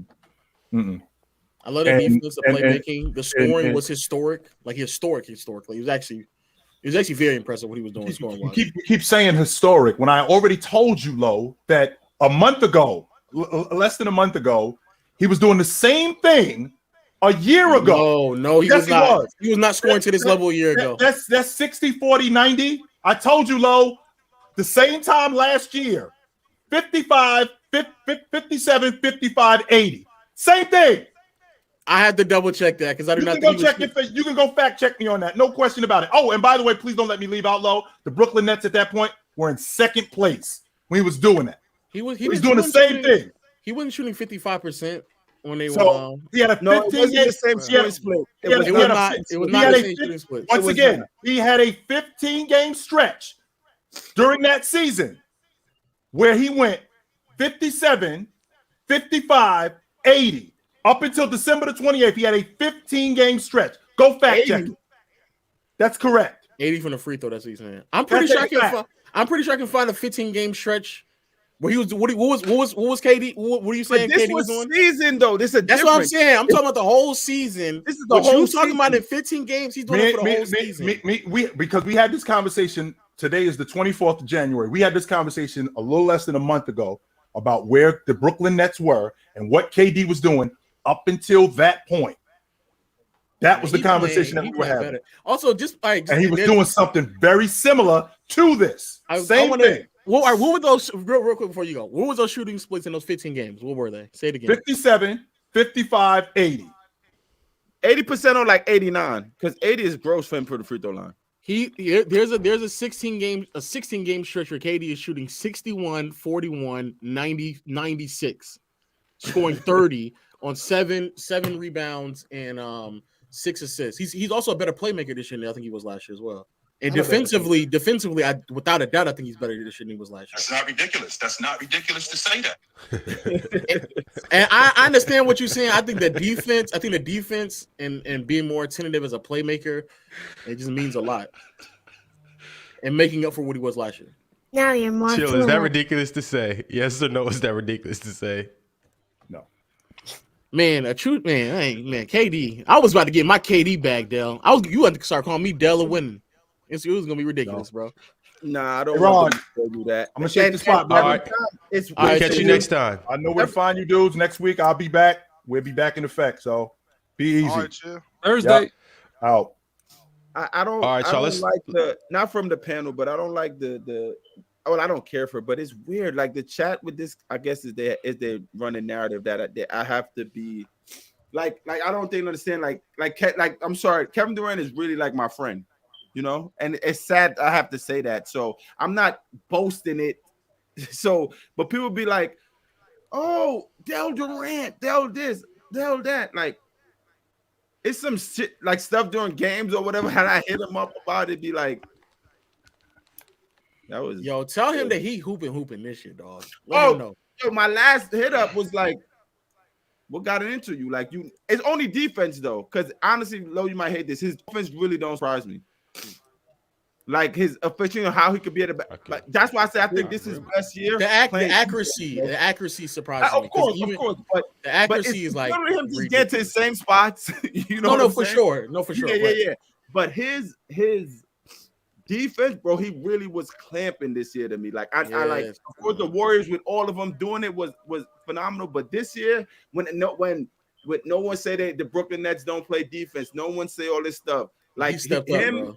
Like, nah, he really was clamping on D, so I give him that. Like, I give that. So, Dale, you don't have any type of bias due to y'all friendship? Because I mean, I wouldn't. I'm not gonna lie. If my friend, like, if LeBron was in the NBA, I'll be hyping him up. No, but this is what I'm saying though. What is the bias take that y'all think I have? Like, honestly, he's better than Larry Bird.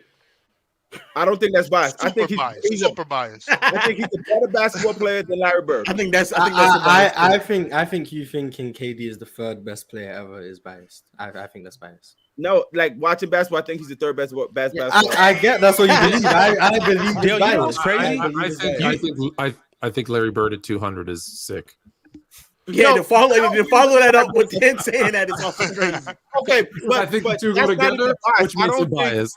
I don't think Larry Bird is really at 200, but I don't care for Larry Bird's basketball game. I care for what he did for the game and the times and all that stuff, but I don't care for it. I don't think Larry Bird career art is better than Kevin Durant, but I think as a basketball player, Larry Bird is not better than Kevin Durant. I really don't. I can respect that. His career, yes. But as a basketball player, I do not think Larry Bird is better than Kevin Durant. Is Larry Bird better than James Harden? No. Yes. No. Of course he's not gonna say that. Come on. Every day of the week. Every day of the week, Marz. Come on. He's not. I'm sorry. All right, so we got to get to these super chats. He's Gordon Hayward. Wow. Aramis Jones said that's biased. That's crazy. But how can you call that bias to who? What does that have to do with KD? I'm saying what KD? There's some bias there. There's something. I don't know what it is. I don't know what it is, but for you to say he's Gordon Hayward, is as stupid as someone saying Jordan is DeMar DeRozan. Oh, that's fine, It but might I be don't. worse, I would laugh, actually. but that's fine. But I don't care about that. For real. It might be Wax worse. says that. For real. Yeah. There's Gordon, DeRozan and MJ is way closer. Yeah, that might be worse, dog. Way closer. Shaq says that all the time. Who doesn't make it right? No, I didn't say it was right, but people don't have their own opinions. Like, but I'm opinions are like, you know what, and some of them stink. His watching his game, watching the YouTube, it just doesn't. I'm like, oh, come on, like You really hold on, be honest. You really went and watched games and thought that's not a phenomenal player. Yeah, full games. Yeah, you went and watched him and said he sucks. Like I had to turn it off. And you know what's crazy? One of my best friends, he's like, yo, Dale, I'm watching Larry Bird. These highlights is OD. And Who said that? One of my best friends. Okay, but I was about to say, I hope you didn't say it's KD. No. If KD sending you up, Larry Bird clips that man is nasty. No, he said, yo, Larry's OD, and I hate how they overhype I'ma just shoot left game. Like, shut up, bro. I'ma just play my left. I agree. I agree with that. I agree. Like, why do you? Hold on. So that wasn't impressive. No, I just don't like how he scored all 47 with his left hand. No, he like 4 minutes into the game, he made a jump shot. 4 minutes. He had like 9 to 11 points with his left hand. Yeah, like I think it's 26, but whatever. Yeah, it wasn't all. Layup points. Ron was at the games when I'm scoring like 8 buckets with the right hand. That happened. Nah, for sure. He still played great. He still played great. I just don't. Yo, I'm left-handed. That's wild because you got to be able to use both hands.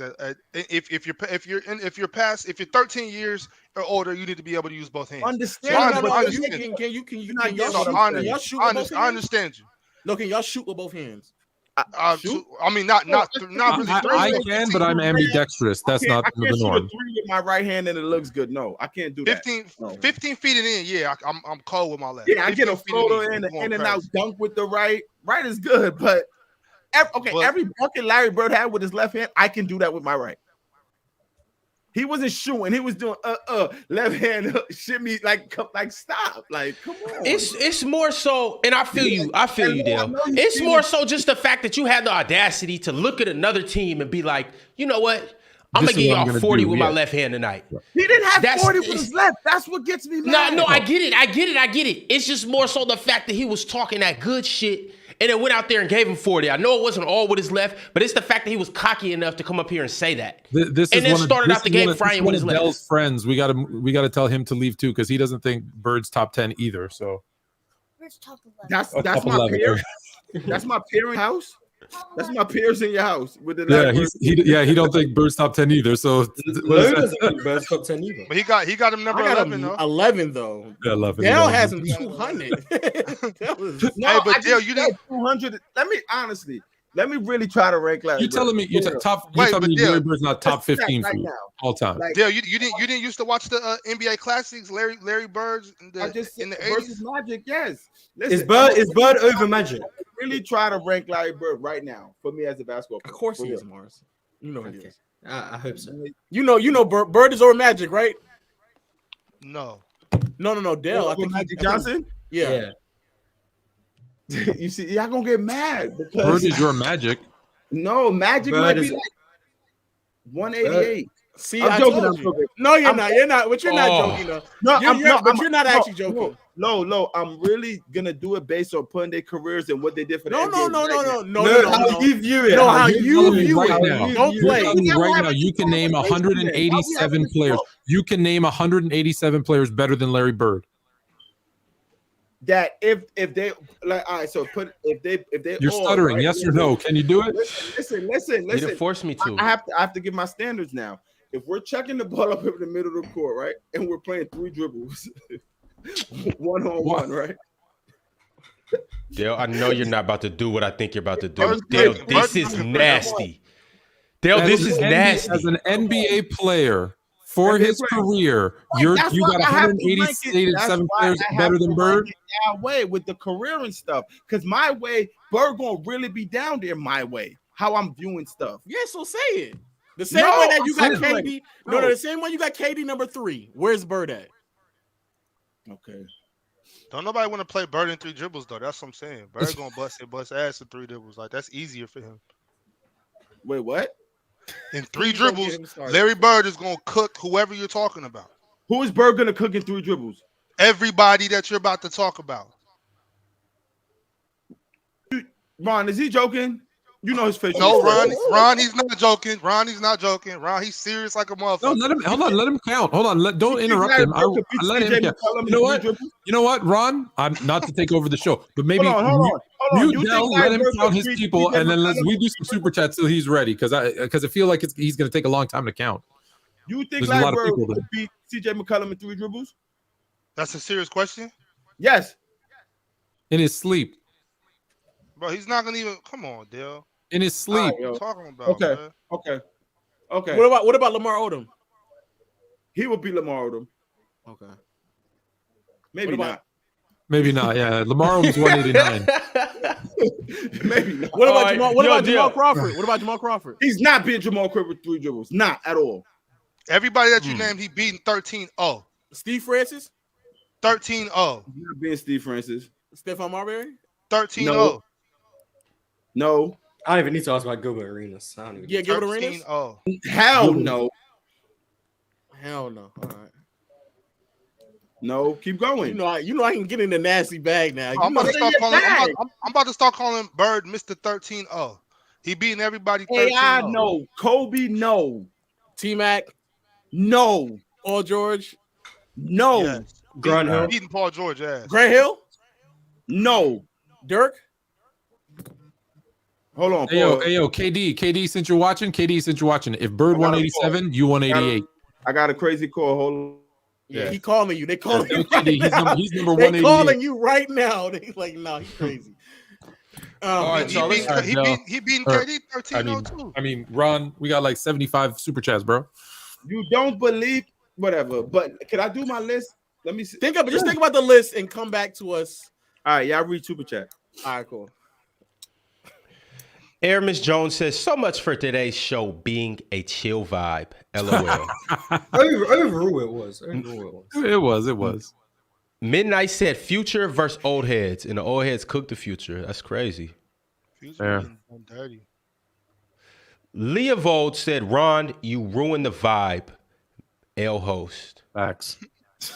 And guess what? The vibe's going to continue to turn up. Y'all have no clue what storm is coming. Yeah, it's just brewing right now. About to come blow this whole thing down. You'll have no clue what's on the way.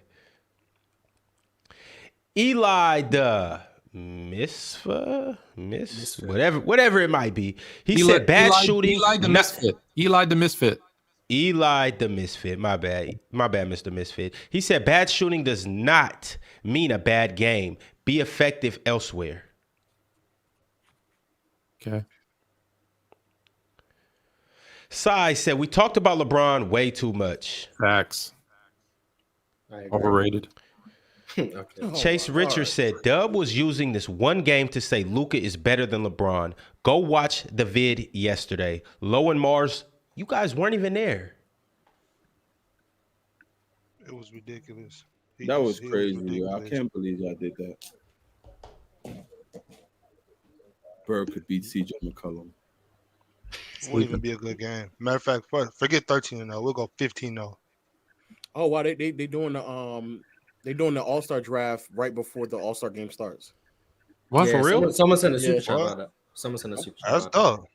That's actually like dope. a pickup. Well, if I like that. Gets through the super chats, we'll see that one. Being the last pick, just standing in the court is kind of tough there. Oh, Marz, that's the 90s. That's the 90s, Marz. You had to be there. I wouldn't care though. Would you guys really care if you were an NBA All-Star? You got picked last in the NBA All-Star game? Nope. I wouldn't care. I wouldn't care. I'll still be tight about it though. If I see people I know I'm bad, I'm being picked before me, I wouldn't be happy. I would care. That's a I mean, popularity. I'll be like, yo, I'll be happy to be, like, oh yeah, I'm an All-Star still. I'm still dope, but I'll still be like, fuck y'all. Like, you think James Harden would care last year? Remember James Harden got picked last, and everybody was picking him before him? You think he would care? Well, I think he would care because he would have cared. He would have cared. Come on, he would have cared like KD was tight. Yeah, KD picking everybody else but James Harden, he would have been tight. He would have been. What are you doing, Ron? Ron, what are you doing? Y'all want to stop the party? Why are we trying to stop the party? There's people. Time out. If you guys want to go home, you can go home. Elder Rufus came to party. Dub came to party. I'm here to rock all night long. Dub, where Listen. are you? Huh? You in the car? No. I'm at the PC. I'm just. He got headphones on. What? Dale, he's in a coffin. Dale, he's in a coffin. I'm in the dark. He's in a coffin, Dale. I had to go make some runs real quick, and then I came back. All right. I heard they try to kill you. They said you was in a coffin for the Luka and Bron, and I'm actually on your side, and they still haven't told me what you said wrong. I didn't say anything wrong. This is what happens when people just. Marz left. Dell, listen, Dell, you know Dub was right because I agreed with him. Yeah, so they just for some reason people keep thinking I'm talking about one game. I literally went game by game for LeBron to compare to Luka Doncic, but for some reason nobody wants to talk about that. Well, it is what it is. I mean, the old heads got cooked today. We just have to be real with that. The old heads got cooked. The old heads got cooked today. It's okay. Fluent didn't want to be an old head today, and it's good to see that. So we did good. Dub, you better be lucky. Elder Rufus is brewing right now on the outside. You better be lucky his connection's bad, because you too, Dale. I think he got smoke for you. I think you got him out as rocker. Oh, that's fine. Shit, low you here. Where Marz at? I like Mr. Rufus. It's like 2 o'clock in the morning. Marz went to bed. Marz is doing open gym. He probably gonna get some. Oh, food. Jeez. He gotta get a cigarette break before he starts that. Cigarette? That's crazy. He's 5 years old, though. Do better. I have Do open better. gym tonight. Yeah, open gym in 15 minutes. You're lucky I'm not going to call what they call them. What they call cigarettes in England. We get banned if I did. As well. All right, let's not do that. Oh, where's Elder Rufus? I'm curious though. He said his connection's bad. So until he gets his connection right, I'm gonna read off a few more super chats. MC Robinson said, "This is why I hate this generation of basketball. Everyone cares about scoring. There's more to basketball than scoring." I actually hate that take when people tell me it because it's like, Jesus. Of course we know it's more about scoring, but if he's talking about the 1-on-1 3 dribbles, like what? That's what we're talking about. You have to score. Like that's what it is. Like that. Also, it comes from the conversation where we were talking about LeBron and Luka. But both LeBron and Luka do more than just score at a high clip, and because they do by that dumb logic, right? People would say that CP3 is a better player than Stephen Curry, but nobody does that. Nobody. It's just funny that I guess attributed to this generation when I've heard the most points per game arguments from older people. That's neither here nor there. It's people could say it's this generation of thing, but even this generation, most of those players, the old guys be like, yes, they're better scorers than us. Most of them say that. No, they don't. Well, are you serious? No, they don't. All right, Fluent. I'll catch you later, Fluent. I think you about to bounce. Hey, no, staying by the Armis. Hey, most of the old players don't consider this sport today. Salute, panel. Salute everybody. Good night. Oh, Mr. Rufus. Good night. Mr. Rufus, I was just singing your praises with Chill, and now you're here. We're gonna see what you're singing after I'm done with this. We're gonna see what you're singing after this. Dale, they only said that for politics. I know, but the thing is this: I just really get. Come on. I really get upset because you young guys, you never watched the Larry Bird game. All you did was watch highlights or online. You never got to watch him, and you literally want to come and say things of a total disrespectful manner. You literally have just said the league is shit. A man that won the MVP 3 times in a row, like it's only been done a few times, couple times. But this man is 200 ranked, bro. That's not funny.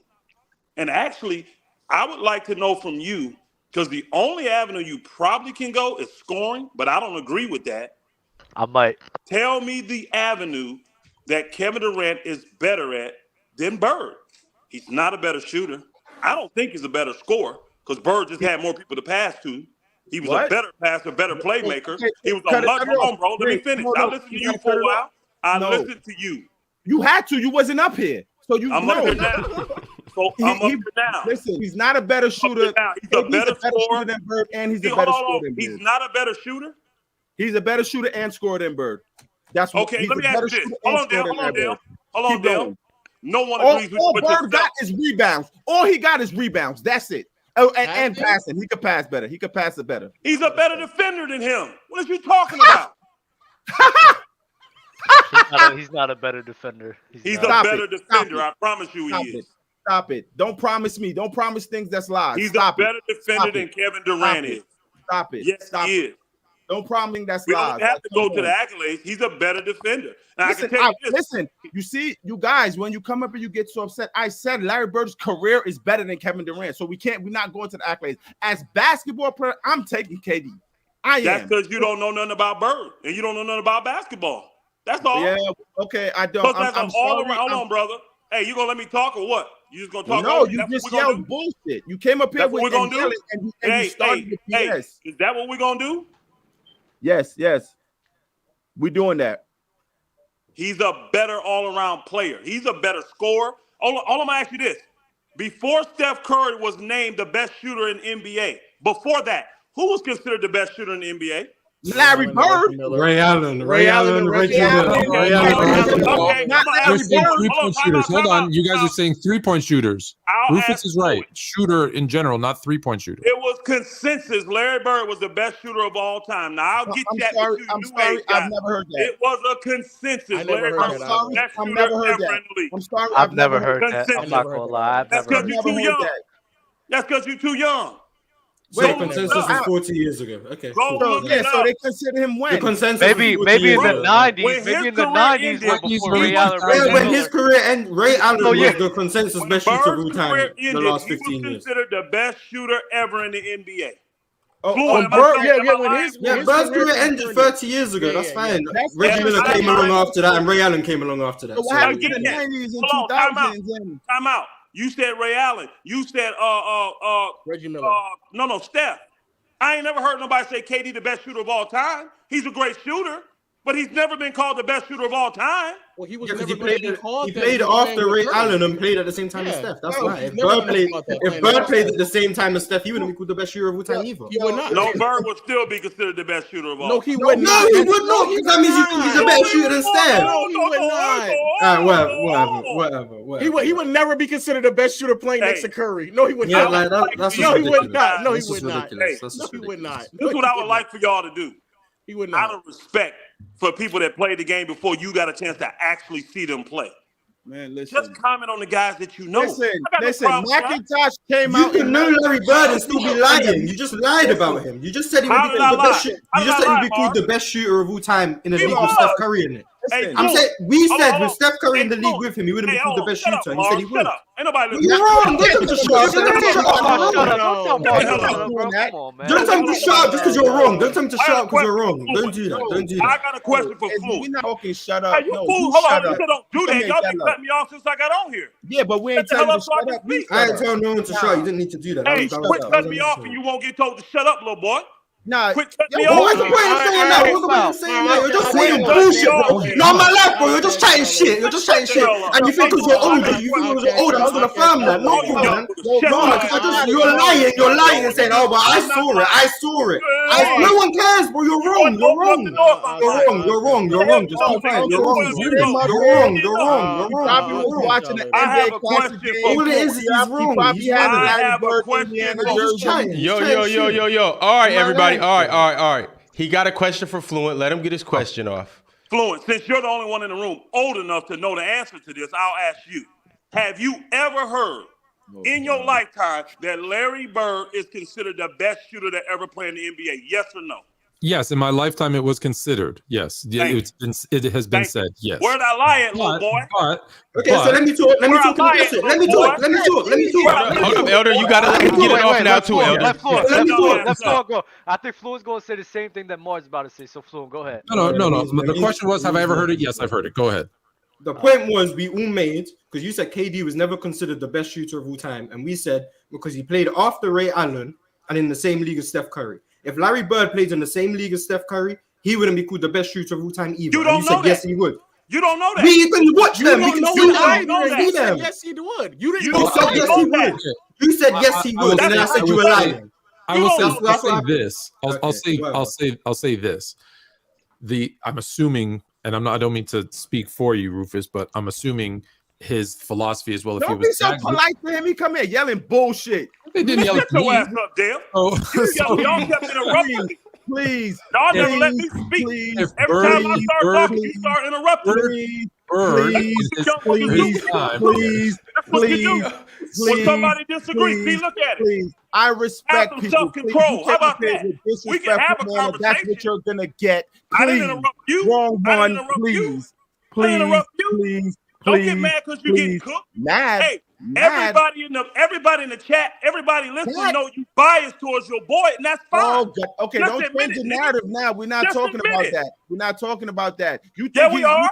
Yeah, we are. Birds are better. But you can have him third all the time. You're the only person in the world that has him third.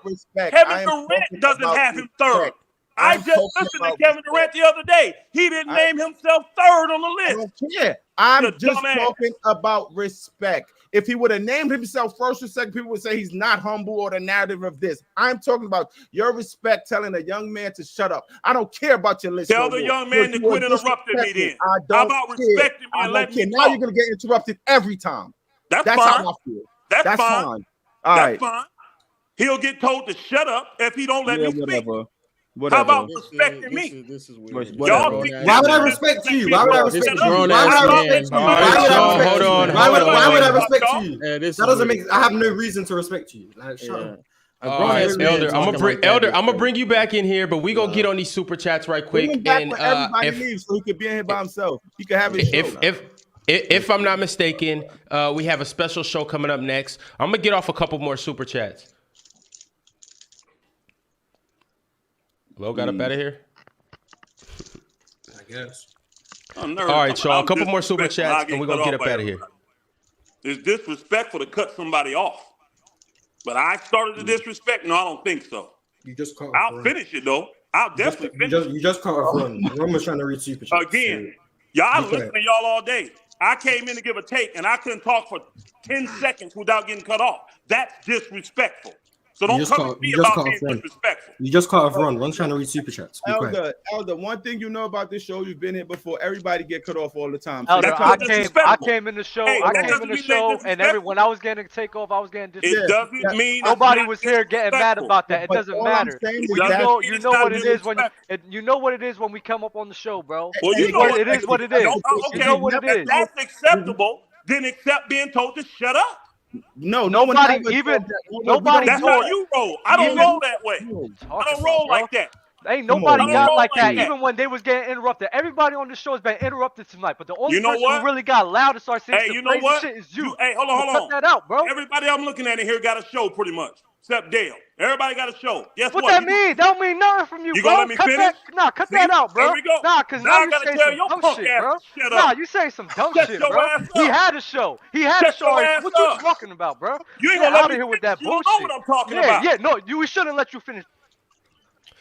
All right, y'all. Listen, it's 3:30 a.m. where I'm at. I'm not trying to hear that.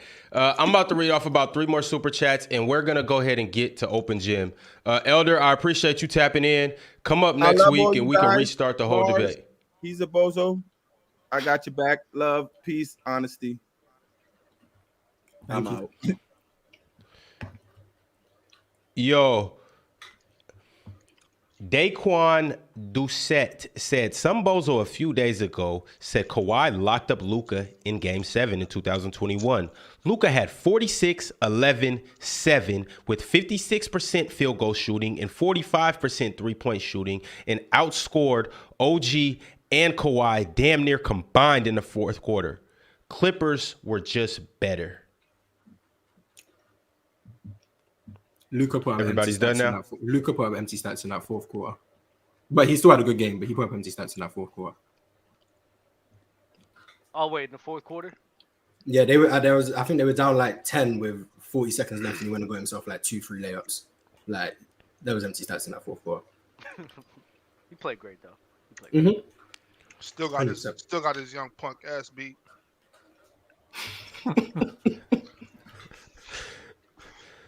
Yo, Sai said, the more I watch this show, the more I realize LeBron is not really good at basketball. That's fire. Facts. That is amazing. That's amazing, actually. Super chat.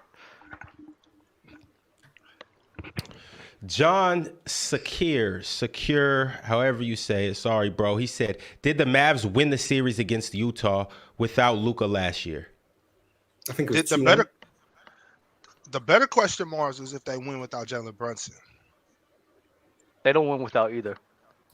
Stop it. Nobody wins without their teammates and their role players. Stop it. That's the don't do that narrative. That's Miss Lash Blade said, so offensively this season, Luka 23 is better than Kobe 06. Clear? Question mark. No. Clear, I want to say clear. But he's better? No. Nah, he's not better. Kobe 06, that's when he dropped like 35, right? Mm-hmm. Yeah. Kobe was insane that season. All right, y'all. Last super chat of the day. Football breakdown. Shout out to Football Breakdown. He said, LOL. Dub, just say you hate LeBron. You simply don't apply the same standards to other players. Dub stays being... You know what's also corny? You 18 years old and you got a bald ass head. That's what's corny. Yo, Dub, that was petty, bro. My bad. Hey, Dub, can I ask you a question? No. Maybe he has what's that thing like Will Smith's wife, Alopecia. Yeah. Hey, Dub, are you? Is it because he promised y'all 8 and only got y'all 2? Nah, LeBron don't know how to treat his peers, man. That's what I gotta say. I think it's what you mean LeBron don't know how to treat his peers? Y'all don't know how to treat Elder Rufus. Nah, bro. Y'all don't know how to treat anybody, to be honest. All of y'all be interrupting, calling people names.